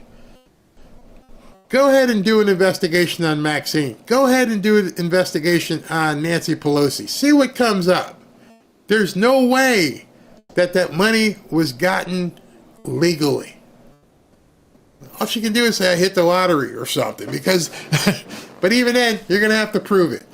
They can go back and look at all her tax returns, look at everything she's done. How did you get $8, $10, $12 million, Maxine? Now, I have to apologize in advance. My home state's Connecticut, and this woman is a senator or a congressperson in Connecticut. She's embarrassing. Democratic Congresswoman Rosa DeLauro of Connecticut. She is the ranking member on the House Appropriations Committee. Congresswoman, thank you for joining us. We're almost a month away now from this next funding deadline. You're one of the key negotiators. Are Democrats willing to shut down the government over this gutting of federal agencies? Well, first of all, thanks so much, Anna, for inviting me to come to be with you this morning. That's not the question. The issue is, are the Republicans going to shut down the government? I'm negotiating in good faith on the Appropriations Committee with my colleagues in the House and the Senate, and that's why appropriations bills get done. You have to come to House, Senate, Republicans, and Democrats to agree and then get the bill to the president for signature. And we're negotiating on that, but what we need to do is to look at the assurances that, in fact, once we do come to an agreement, that we will not have an interloper like Donald Trump or Elon Musk, or for that matter, the Speaker of the House saying the agreement is off. We will have come to the deal, being charged with our respective leadership to come up with an answer. And that's the direction and where we're going. We need the assurances that it won't be done, and we need to proceed forward. That's what I'm doing. The Republicans will make the decision whether or not they can move forward on the agreement that was made by Chuck Schumer and Mike Johnson about the increases for defense and non-defense in the budget. And when if we will adhere to that, we will move forward. I believe we can get there if they want to get there. It will be up to them whether or not this government shuts down. We believe in transparency. We believe in accountability. Donald Trump is... Did you just say that? We believe in accountability. With all the foot stomping we've seen over the last 2 weeks, you have the nerve to stand in the well of Congress and say we believe in accountability. Really? None of you believe in accountability. None. Tried to reshape our entire democracy to fit his unlawful impulses and serve his personal political interests. Senate Democrats won't let him. And so we have the whistleblower portal. We are urging Americans who see some real wrongdoing being created by this DOGE thing to report it. I think all Americans want government to be transparent. We all agree that ensuring accountability is vital. But thus far, this new administration has done the opposite. Today, with the whistleblower portal, we Senate Democrats are taking one step to help keep accountability and transparency alive. So they then created their own little portal here where, they want people to squeal on DOGE, but they don't realize that DOGE is a self-contained unit. I tried to tell you guys this yesterday. And as I was talking, I was telling you, these kids, whoever, could be in Guam. Once they have access, they can be anywhere in the world. You'll never see them. They're ghosts. They're ghosts unless they want to be seen. What are you going to what is a whistleblower going to report on? I ain't seen these guys. I don't even know what they're doing. They are so far behind the 8 ball, they don't even know what to do. And they're flailing all over. Here's what we're gonna do. We're gonna make it a whistleblower thing where people can fill out this document, and when they fill out this document online, yeah. You're asking. You posted a document online, yeah, and on this document online, you want people to be whistleblowers and type in information, yes. That transfers to you or someone in your office. Yeah. Online. Yeah. I hate to break it to you, Chucky. They already have the back door to that app or that form. That's how you can tell these people are so lost. We created this portal, and in this portal you can fill out all the information on everything you've seen, and then you can hit send, and it'll come right to my office, and probably 6 other people in DOGE. Because this is what they don't understand. I went through that thing with you the other day. They are fighting an opponent. They have no idea how to fight. They are so ill-equipped for what they're going up against. And it doesn't seem like they have anybody that they can call and say, what should we do? They've been left out to dry. It's a comedy show. Think about what that man just said. I'm creating a portal, and where you can go on and log in, and you can do all kinds of say dirt about DOGE and blah blah blah, and then send it to me. And you don't think the President of the United States, working with arguably some of the best coders ever, wouldn't be able to go and get a back door on that thing within about 3 minutes? Because you probably did it like in WordPress or something. You probably just put up a cheap form, maybe even a Google Doc, and put it up there and said, hey, go ahead and complain and let us know about it. And then you broadcast it. Then you just told everybody, hey, we created a portal. So you just bragged about something that these kids literally probably took no more than 5 minutes, and they've already cracked into it, and they're going to get everything that you're going to get, and they'll know before you even know. These people aren't ready for this kind of war. All right, so speaking about war, here's what happened today, and it just keeps happening. In fact, this got posted just a little while ago. Just in, Judge Amy Berman Jackson becomes the 5th judge today to block an aspect of Trump's early term orders. This time, the firing of ethics watchdog Hampton Dellinger. And the night isn't even over yet. And so this judge came back, and he came in and did another temporary restraining order. And it's based upon this part here. I hereby ordered that from the time of this order through midnight on February 13th, plaintiff Hampton Dellinger shall continue to serve as special counsel of the Office of Special Counsel, the position he occupied last Friday when he received an email from the president, and the defendants may not deny him access to the resources or materials of that office or recognize the authority of any other person as special counsel. And this period may be extended by further order of the court. So you got to put him back in there, and you can't name anybody else as special counsel. Let me just make so you can see that.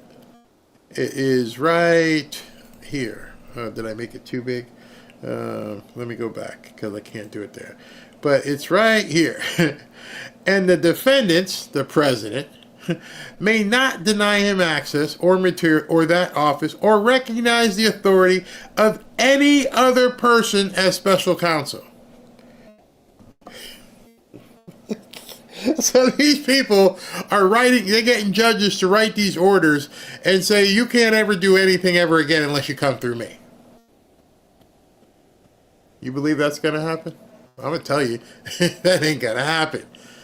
That ain't going to happen. So I heard this. Let me see if the volume is okay on it. This just happened about 10 minutes ago. Let's listen to this. Okay.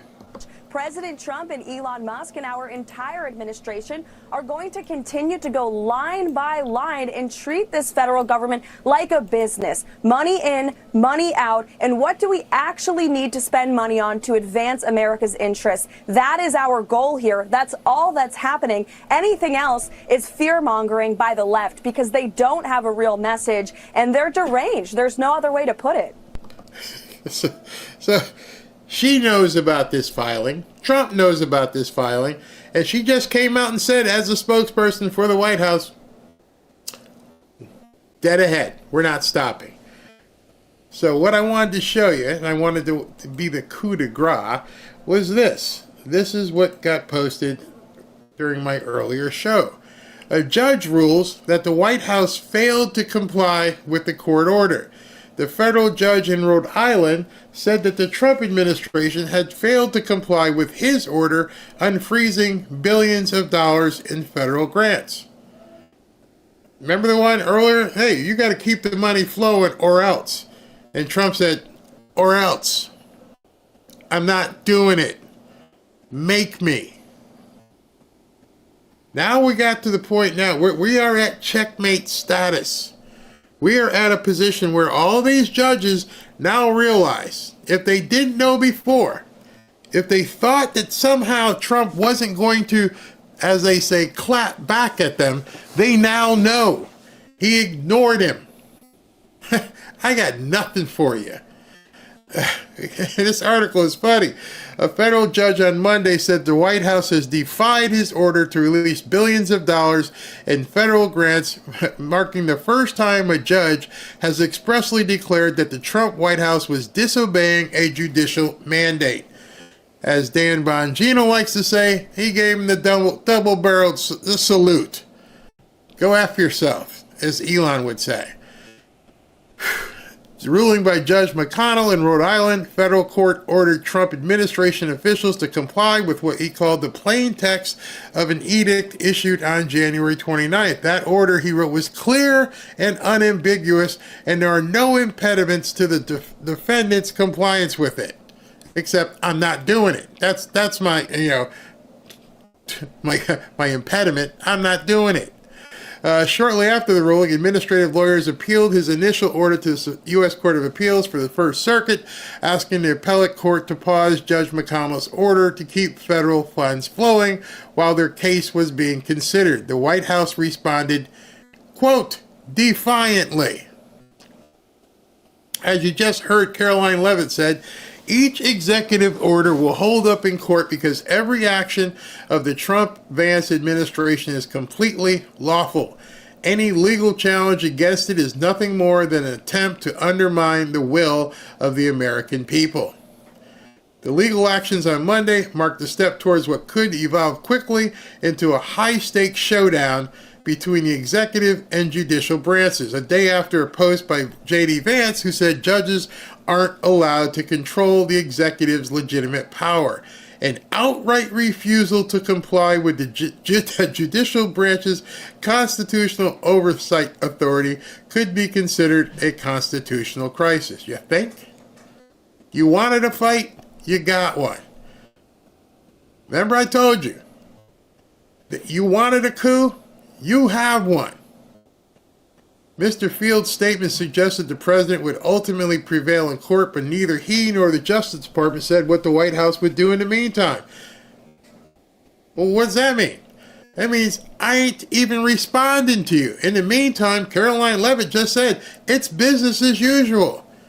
Oh, we got to go get him. We have to enforce it. Who are you going to call? I said this to you the other day. Who are you going to call? Who's going to go pick up, Trump or J.D. Vance? Who's going to do it? Good luck. It appeared that the suggested the president would ultimately prevail in court. It appeared that the administration would try to win through the legal system procedures, even as officials and their allies question the legitimacy of those procedures. To that end, some of Mr. Trump's allies accused the judge's ruling against Mr. Trump of overstepping their authority. Jump down here. Already, more than 40 lawsuits have been filed against the Trump administration challenging Trump's brazen moves, which have included revoking birthright citizenship and giving Elon Musk teams access to sensitive Treasury Department payment systems. Judges have already ruled that many of these executive actions may violate existing statutes.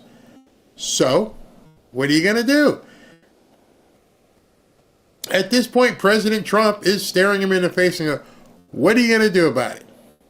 We control it. We're not stopping.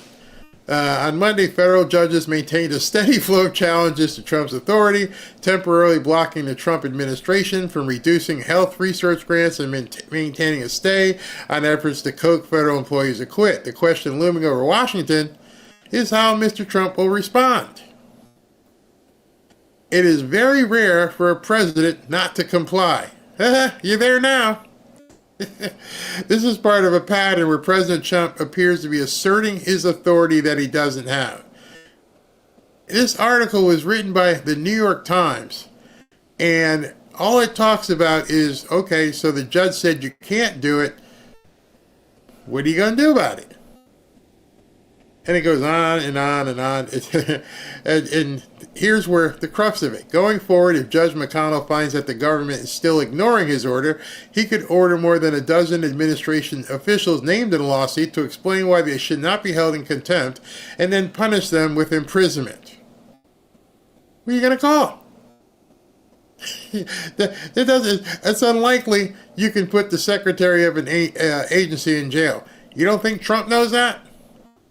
At this point, he controls the Department of Justice. He controls the U.S. Marshals. He controls the FBI. He controls the Department of Justice. He controls the military. Who are you going to call and say, you got to comply? Pound sand. No, I don't. I choose not to comply with your BS order. Sorry. What are you going to do about it? And it just goes, and they find themselves right now where they realize, where it goes down here, the defiance may go beyond the domestic funding freeze. In another filing, plaintiffs in a different lawsuit against the Trump administration said the Trump administration was still putting employees for USAID on administrative leave against the court order that ordered them to stop. Trump is taking your court order and literally wiped his butt with it. And now it's your move, because what are you going to do about it?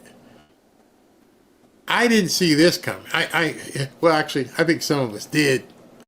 At this point, this man is feeling his oats. He knows he's got the country behind him.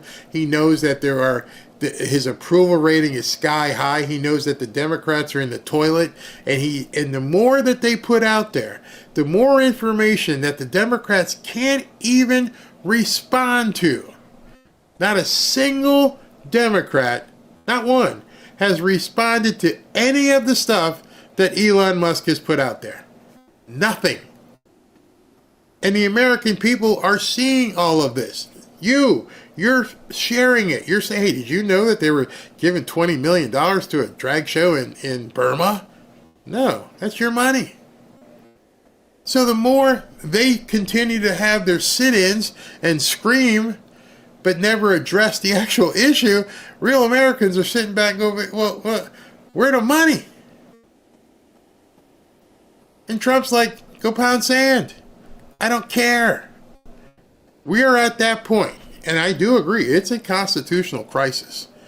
Because at this point, Trump and the administration have said, screw you. We're not taking it anymore, and we're ignoring all this stuff. So they then filed later on, let me bring this out to its own page and move it over. Okay. Trump administration files, this was this morning, files emergency motion to vacate Treasury restraining order, asserts no court can sever presidential supervision mandated by Article 2, which is what Jonathan Turley was saying this morning in the show that I showed you.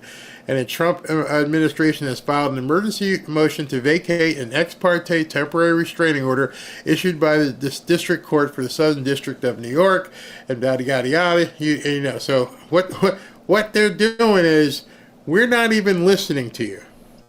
We're going to go ahead and file all of our own appeals. We're moving on to the Supreme Court if need be. But in the interim, we're going to keep doing what we're doing. There's nothing you can do at this point to stop him, and he knows that as well. They locked the doors, as you saw, Maxine Waters, and everybody tried to rush the Bastille, tried to force their way in. Nope, get out. What do? You can't, and there's nobody you can call. There's no, Merrick Garland, he's gone. Christopher Wray, he's gone. This is the worst possible situation for the Democrats to be in, and that's why I keep telling you they are dead. They have no recourse. There's no one they can call to do their bidding, and Trump is forging dead ahead, and he wants to get this in front of the Supreme Court, but until it gets to the Supreme Court, I ain't even recognizing you. I'm not even responding. I'm just going to wipe my butt. And like Caroline Levitt said, we're going line by line with everything, and we're going forward quickly. So as you're watching this all play out, you understand at this point, he's doing what we thought he might do. He's ignoring them. He's moving forward. He's taking them on head on. And there's nothing they can do about it. They can cry on MSNBC, go see Rachel Maddow, go talk to Joy Reid. Nobody gives a crap. Because he's peeking out the side of his eye. And he's watching everything that's happening with the pollsters. He watches numbers. He understands, I got to keep my eye on the numbers. He's trolling these people, something wicked. He posted this.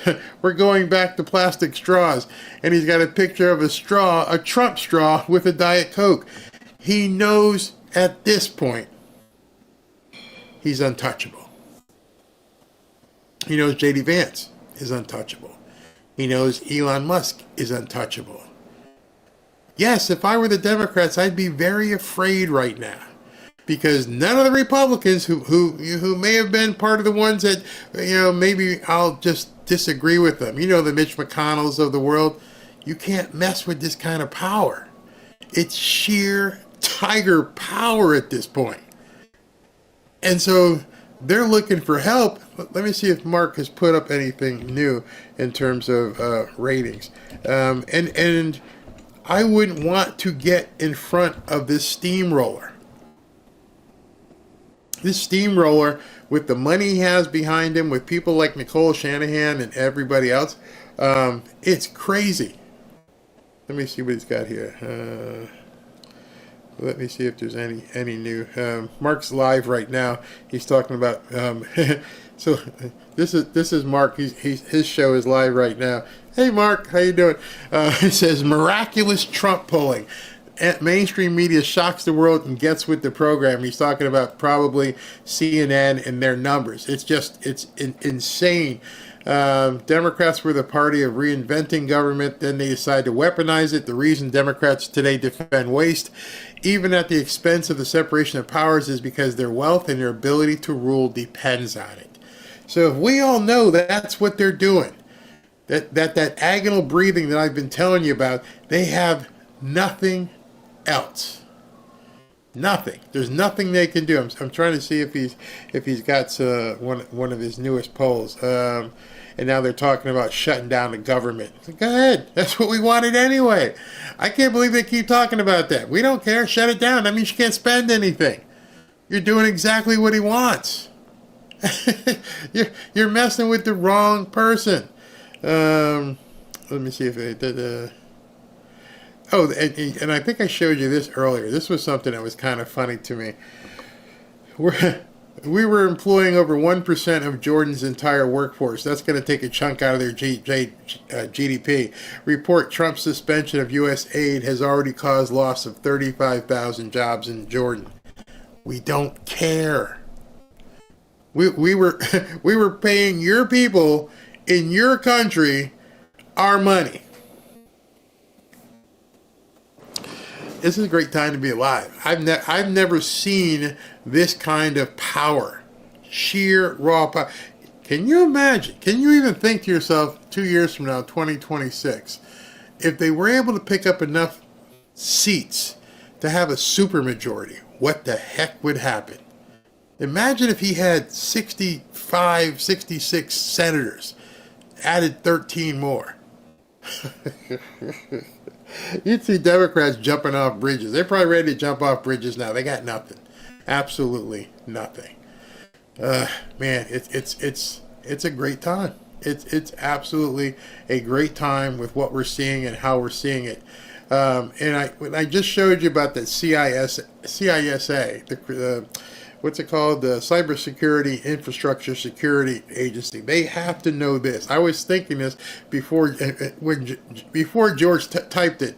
This is the start of the toppling of the election fraud mafia. President Trump knows exactly how they cheated in 2020 and tried to cheat in 2024. We can fix it permanently by banning mail-in voting, melting the electric machines, and requiring voter ID. That's where he's headed. And they're chasing over here about plastic straws. And they can't do anything to stop him.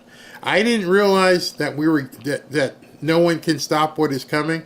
No one can unsee what is coming. I never realized we'd actually see it in person.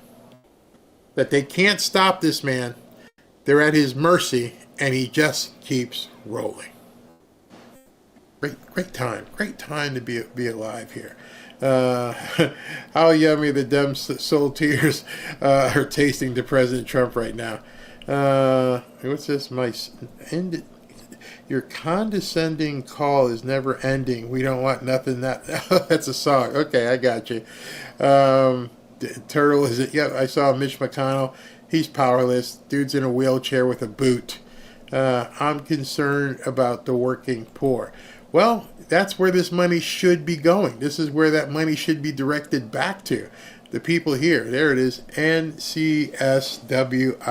No one can stop what is coming.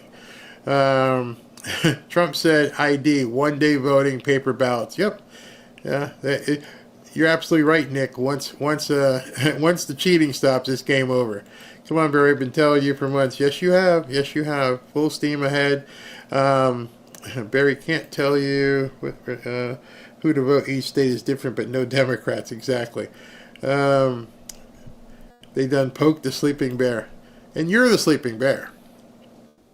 You see, because they realize at this point they can't stop the messaging from going out.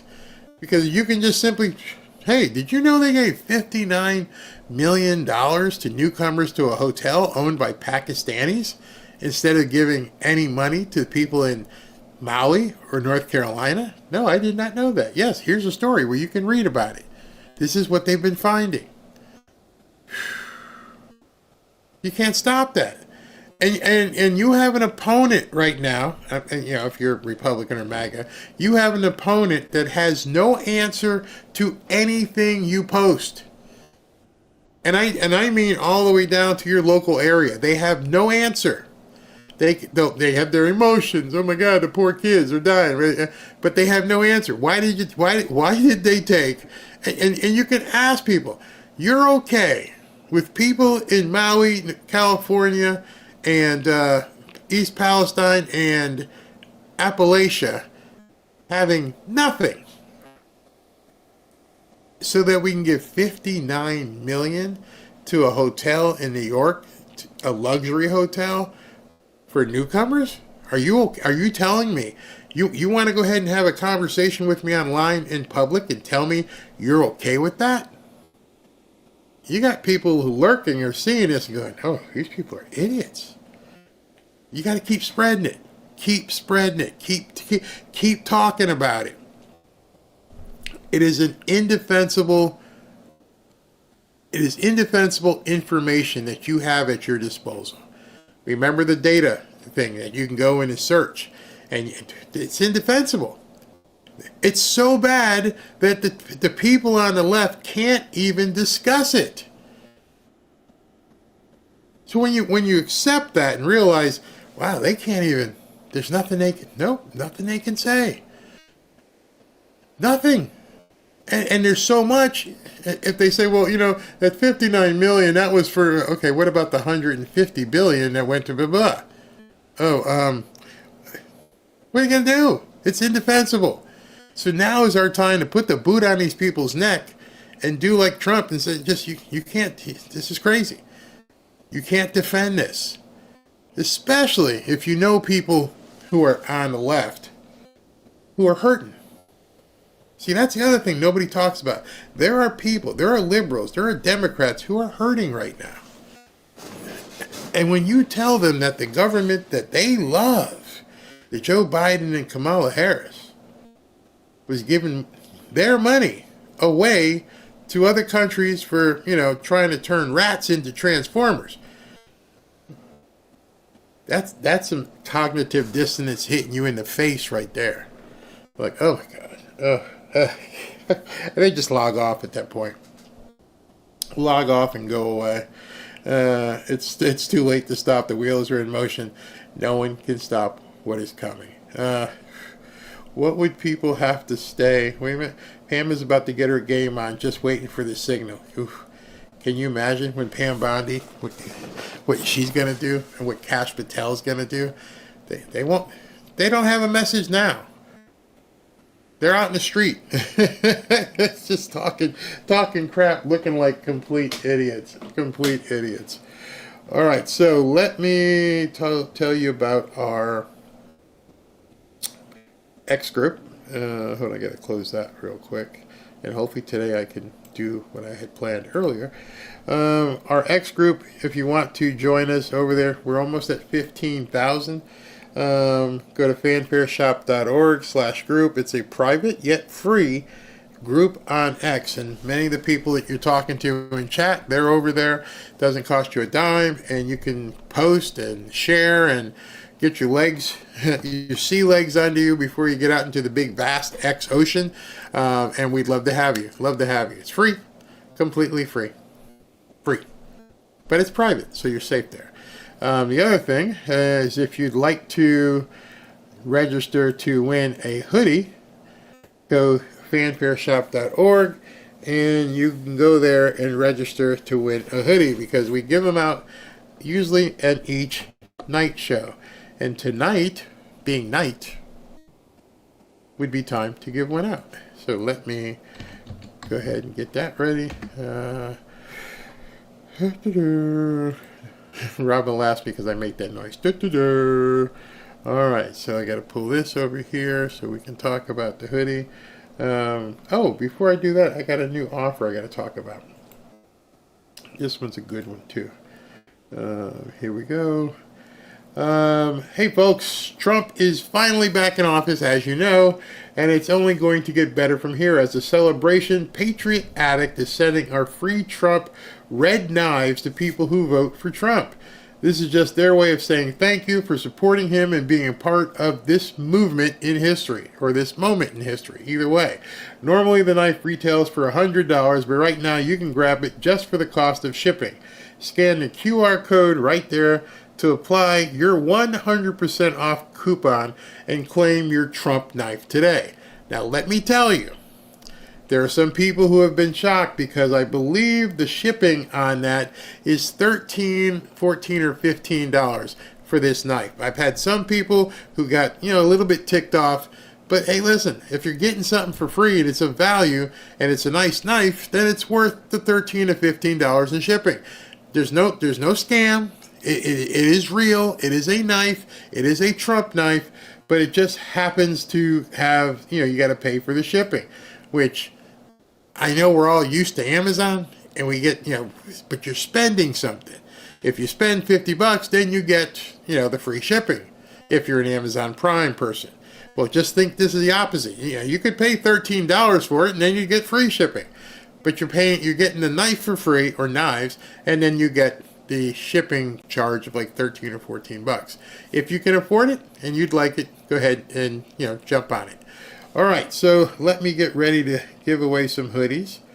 Hoodies. Where am I? All right, here we go. We're going to go with 3 hoodies right now. Let me go ahead and get my drum roll sound ready. And there we go. Here's the drum roll. And Laura Perales, you've just won a free hoodie. Let's go ahead and do it again, and we'll go with the drum roll. Next winner, Lynn May, you've just won a new hoodie. And one more, drum roll, William Meyer. Congratulations to all 3 of you guys. We're getting ready, and I'm not sure how long it's going to take, but we're getting ready to do free hats. So, especially as we get towards the spring and everybody's not going to want a hoodie, we'll start looking at from free t-shirts and free hats. You'll know the hats already when you see me with it on, because I'm going to get some. They're embroidered hats. We're working on them, and you might like them. You might like them. So hopefully you will in that regard. All right. So, and by the way, Ashley checks. She calls in all of the emails and winners information on Sunday. So last week's winner she just pulled. She'll be in contact as well. So don't think because no drone showed up, or we're not Amazon. It ain't coming that quick. All right, but people are getting them and they love them. Somebody says the free knife is $13.49 shipping, but you're not finishing the order. You will get spam mail. Nope, that's not spam. Spam is if you didn't sign up to get the email. By putting in your order, you are requesting, but there's a button if you don't want to have any more emails. It's called marketing. This thing they do to try and sell stuff. So it's not spam. It's not illegal. It's not a scam. It's called marketing, people. Where am I? All right, Chase Greyfeather. Democrats are acting like a girlfriend got a hold of her boyfriend's phone and is locked in the bathroom reading text, or worse. He's outside banging on the door to open it. Yep. Gigi Quillian. Barry, are we ever going to know who dropped the 9/11 ball? I don't know. I don't know if you guys saw it, but like 2,400 documents about the Kennedy assassination that they didn't know about dropped today. Waiting for people to go through that. Useful idiot. Just remember the last few minutes of Casino when everybody started getting popped. Here comes cash. I can't wait to see that. Thank you very much. I am Planet Hermit. President Trump has dragon DNA and godlike intelligence. That and a lot of confidence right now. A lot of confidence. Beverly Litton, more lawfare to cripple progress in America. These lawyers should be disbarred. Internal rot eating away at MAGA. Yes. I see it sometimes in the chat here. You got to stay strong. Robert Husbands there showing how corrupt the judges really are. They're probably complicit. God bless America. Do they really think Trump and admin haven't studied the Constitution? Yeah, this is heading full speed ahead to the Supreme Court, and hopefully, this is so obvious from a constitutional basis that they slap these people down. And I know Trump's not going to win everything, but probably most of the stuff he's going to win. And then the Democrats will be officially done. Master Cylinder, dear Dems, have you heard elections have consequences? Man, the way things are going, I can't even imagine what 2026 will be like. K. Thomas, we use Dem Portal to whistleblow? Has too much wealth on his salary paid and slam the site. Yeah. You could. I didn't even think about that. They're going to get some submissions they don't like. Oh, that's for sure. Oh, wow, that's funny. Donna Crew, who do these judges think they are? What you're seeing is complete desperation. They're desperate. Villain, big balls decoy. Barry, I'm still watching daily, about 2 or 3 years. Can't wait for you to wait. White House presser. Finally, I keep looking for the email for the invite. I'd buy the ticket and be up in Washington in no time. I even put on the monkey suit, put on a tie. Party dog, Maxine Waters looks like a 130-year-old giant golden crown flying fox bat. That's too old to fly, so she just keeps flapping those big lips like mud flaps. Oh my goodness. Oh, that's too funny. Beverly Litton, thank you. Dem snitch line equal more lies. Oh, you guys are funny. You guys are looking funny here. Let's see, where are we here? Jeremiah Care, Maxine looks like Kamala in 20 years. What does a CFPB look like? History 1 word Yeah, they're showing up. They're showing up at buildings where people are telling them it doesn't exist anymore. So I don't know what you got to do. Even these judges' orders, I already shut it, dude. It's over. It doesn't exist. It's sort of like the Gulf of Mexico. It doesn't exist anymore. It's a pipe dream. Neo, we were looking for you last night, brother. Great prompt, Barry. I pictured True Grit Trump. Yeah, exactly. You guys, you can have so much fun with those prompts. So much fun. Thank you, Peaceful Haven Studios and Media. How grannies see it. It's Barry. Let me say this. I'm disabled. Pay off all my medical bills out of pocket. Can't get insurance during Biden's economy. No choice. And you kind of got cut off. SV posted something. SV says 20 days over 80. Is that trillion? Is that 80 trillion? Yeah, because there's a decimal point. This would be million. This would be, $80 trillion. My goodness. We don't need to pay taxes. Bell Mask, thank you. Yeah, we don't need to pay any taxes if this keeps going this way. From Mike McCarthy, Barry, 40 plus years in technology with RDMS programming and IT management, semi-retired. Wife wants me to keep busy, driving her crazy. Can I sign up for AI support? Yeah, you sound like you got the chops for it, man. Yeah, I would find some way to do that. It makes a lot of sense. You can do that from home too. Let me see where I am here. Okay, Beverly Litton again. Just wondering, when departments are eliminated, will the good employees who weren't part of abuses be directed to other career opportunities? I bet you they're going to talk to some people that want to stay, and they'll vet them and see what they're doing, and probably. Useful idiot. Mark my words, Barry. That the day cash gets confirmed, poop is going to hit the fan because all sorts of investigations are going to be opened up. I 100% agree with you. Not 90. I 100% agree with you. Let me see here. Maximus. Barry, my wife lost her dad in 2020 due to C-19. She wanted to give back, so she started a new career in nursing at 45. There you go. Oh, that's awesome. That's awesome that she put that to work. Congratulations.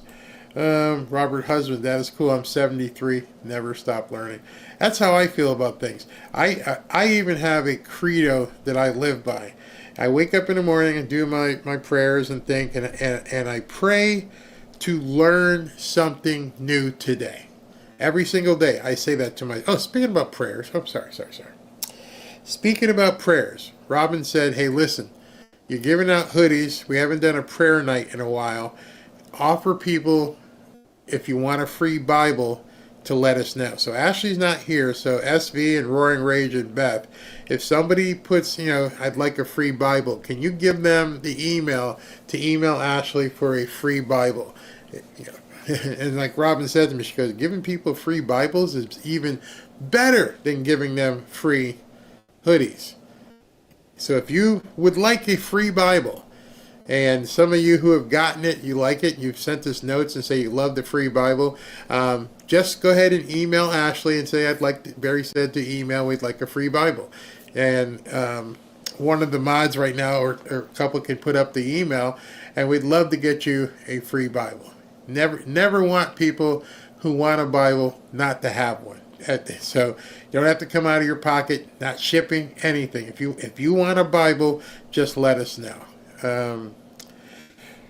Edward Hartman, where did that go? Oh, Barry, I back you with taking care of American people first. Let's end corruption. Then once we fix that, we can help the people in other countries. Absolutely. Absolutely. I completely understand that. Jeremiah Kerr, prosperity is turning my retirement investments into my mobile barbershop after I retire. Wow. I love that idea. I love that because there's so many people who have been barbers or stylists for so long, and it's like you want to keep your clientele. That's a great idea. That's a great idea.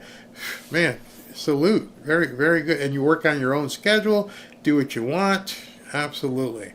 Brian Newland, I'm suing Jasmine Crockett for defamation. Oh, good.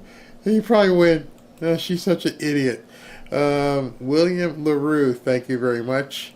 Ken Hollis, anything I can do with you or for you to help improve my money situation, email me, please, Barry. I will do that. I will check the email tonight, Ken. Thank you. Let's see here. What page am I on? Oh, okay. Let me look. Bernadetta Salerno, if we don't get cash, we lose. Cash is the key. I think it, again, he's got superpower at this point. They don't dare turn him down.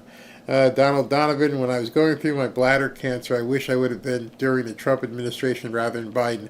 I probably would. Yeah, that's it got cut off, but I feel for you, brother.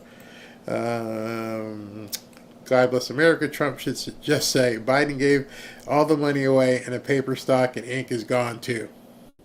He gave it all away. Ronnie C. Every war has collateral damage, and it's sad God hasn't changed on wars and ending lineages, especially when it comes to the Jewish people's enemies. Well said. Jeremiah Kurgan. Steve Caudle. Right, that's the guy from this earlier. Yep, Steve Caudle calling him out for inciting violence yesterday, and I'm pissed he misquoted scripture. Did he? Was the passage he quoted about violence that was wrong? Wow. Sue Evans, Barry, love the show. My number one place to hear what's going on in the USA. Thank you very, very much for tuning in. T. Mallet, in almost every war there is friendly fire, even in politics. Well said. Very well said. Yes. It's hard. It's basically, you can't even avoid it. I mean, collateral damage is collateral damage. Wow, Izzy MP, thank you very, very much. Barry, what do you think about the Proud Boys? I didn't really get into all that stuff and Patriot Front and everything else. I mean, it just seemed kind of fake to me. I mean, it's so much so that I didn't want to get into it because I'm not one who just wants to be in a group. I'd rather speak to tens of thousands and try to get people motivated on fact.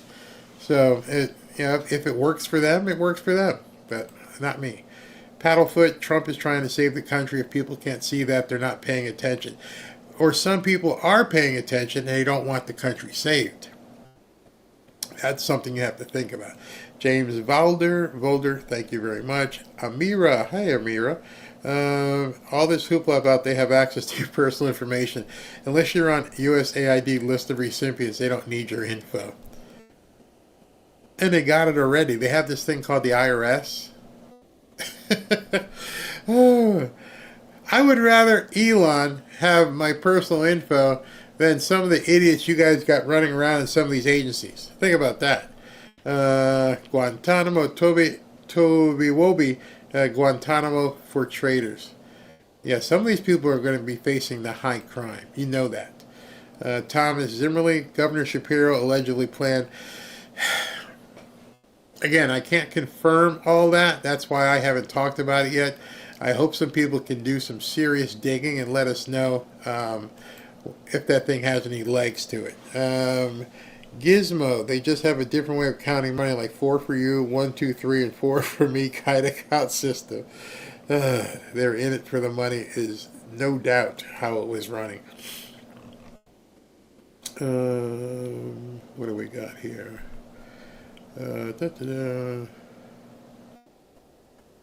Fume Drummer. After hearing about some of the stuff that USAID funded, maybe we did start the fire. Interesting. Robert Husbandsbury, I'm with you. I don't think you need to explain that. Okay. James Valder again. Thank you very much. Already gone. My birth certificate says I was born at Fort Bragg. This announcement you made, Barry, has restored my heritage. God is great indeed. Yep. Pete Hegseth said it is now Fort Bragg again. Missy Elliott, God bless you and Fanfare family. Thank you for your amazing content. Oh, wow. Thank you very, very much. Jeremiah Kerrigan. Eric Erickson today said that if we acquired Canada, they would become the second poorest state of America. Do we really want all of that? Well, you have to think, why would Canada be the second poorest state with all of the resources they have? Why would they be the second poorest state? Because it's been badly run. It's like buying a company that has the ability, or you can forecast, I can make a lot of money with this company. I can do better than the current owners. And so if I buy this company, I can turn it around. Trump's looking at Canada the same way. All that oil, all that timber, all the stuff that the nuts won't let them use. There's no reason for them to be poor. Danny Barrow, where's that go? President Trump is not overthrowing the government. He's overthrowing the enemy of the government. We the people, deep state. Danny, we looked up, if you're still on, we looked up your website for the fishing. Robin's like, we got to go up there. We got to go up to West Palm and do it. And let's see, I'm almost done. Make sure I didn't forget anybody. Dave the Patriot. Hello, Dave. Intro Ice Baby. Rapper or version. Let me go back here. Make sure I didn't forget anybody. Gigi Quillen. Are we ever going to know? Okay, I said that one already. Like a girlfriend. Okay.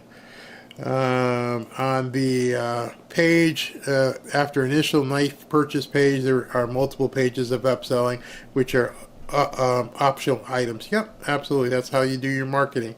Yeah, exactly. Claudine Bruley, Maxine looks like Aunt Esther. She does. She does, from Sanford and Son. Oh my goodness, good pull. Anna Romero, I heard that Trump had just become aware that the Pennsylvania assassination attempt was actively planned by Josh Shapiro. We're going to find out what the story is with that. We will definitely find out. That's for sure. Laura, thank you very much. Shirley Williams, Elon just launched a rocket over California. I put lights on it so we could see it. Awesome. If anybody's in California, look outside. Man, I hope he's going to park it. I love when they do that. At Imperial Studios, hope to see you in Washington at a press conference. Thank you very, very much. So, this afternoon, I told you guys I had something special because Robin and Ashley had talked to a bunch of the people here in the Fanfare family. And after I get done with the show, the outro goes for about a minute or two, and then boom, the stream shuts down, and everybody who's chatting have to leave. And some people have said, it would be nice if we could keep talking. I just got a late super chat. Carl Hassenauer, Johnny Horton probably in a million years could have known the Gulf of Mexico would become Gulf of America, Battle of New Orleans. So what I decided to do is I'm going to run the outro, which is about 2 minutes, and then I have what I've deemed the after party. That's going to run for like 30 minutes and give you guys an opportunity to chat amongst yourselves and whatever the Fanfare family wants to do. It won't just cut off. It'll have a timer on it, and it'll say it's 30 minutes before the stream actually shuts down. The show's going to end now, but then you'll see it pop up. So let me know, because I can still see the comments. Let me know what you guys think. Is it something you'd like me to continue? We'll see how many people hang out afterwards. But after the outro, you're going to see the after party. All right, see you guys tomorrow.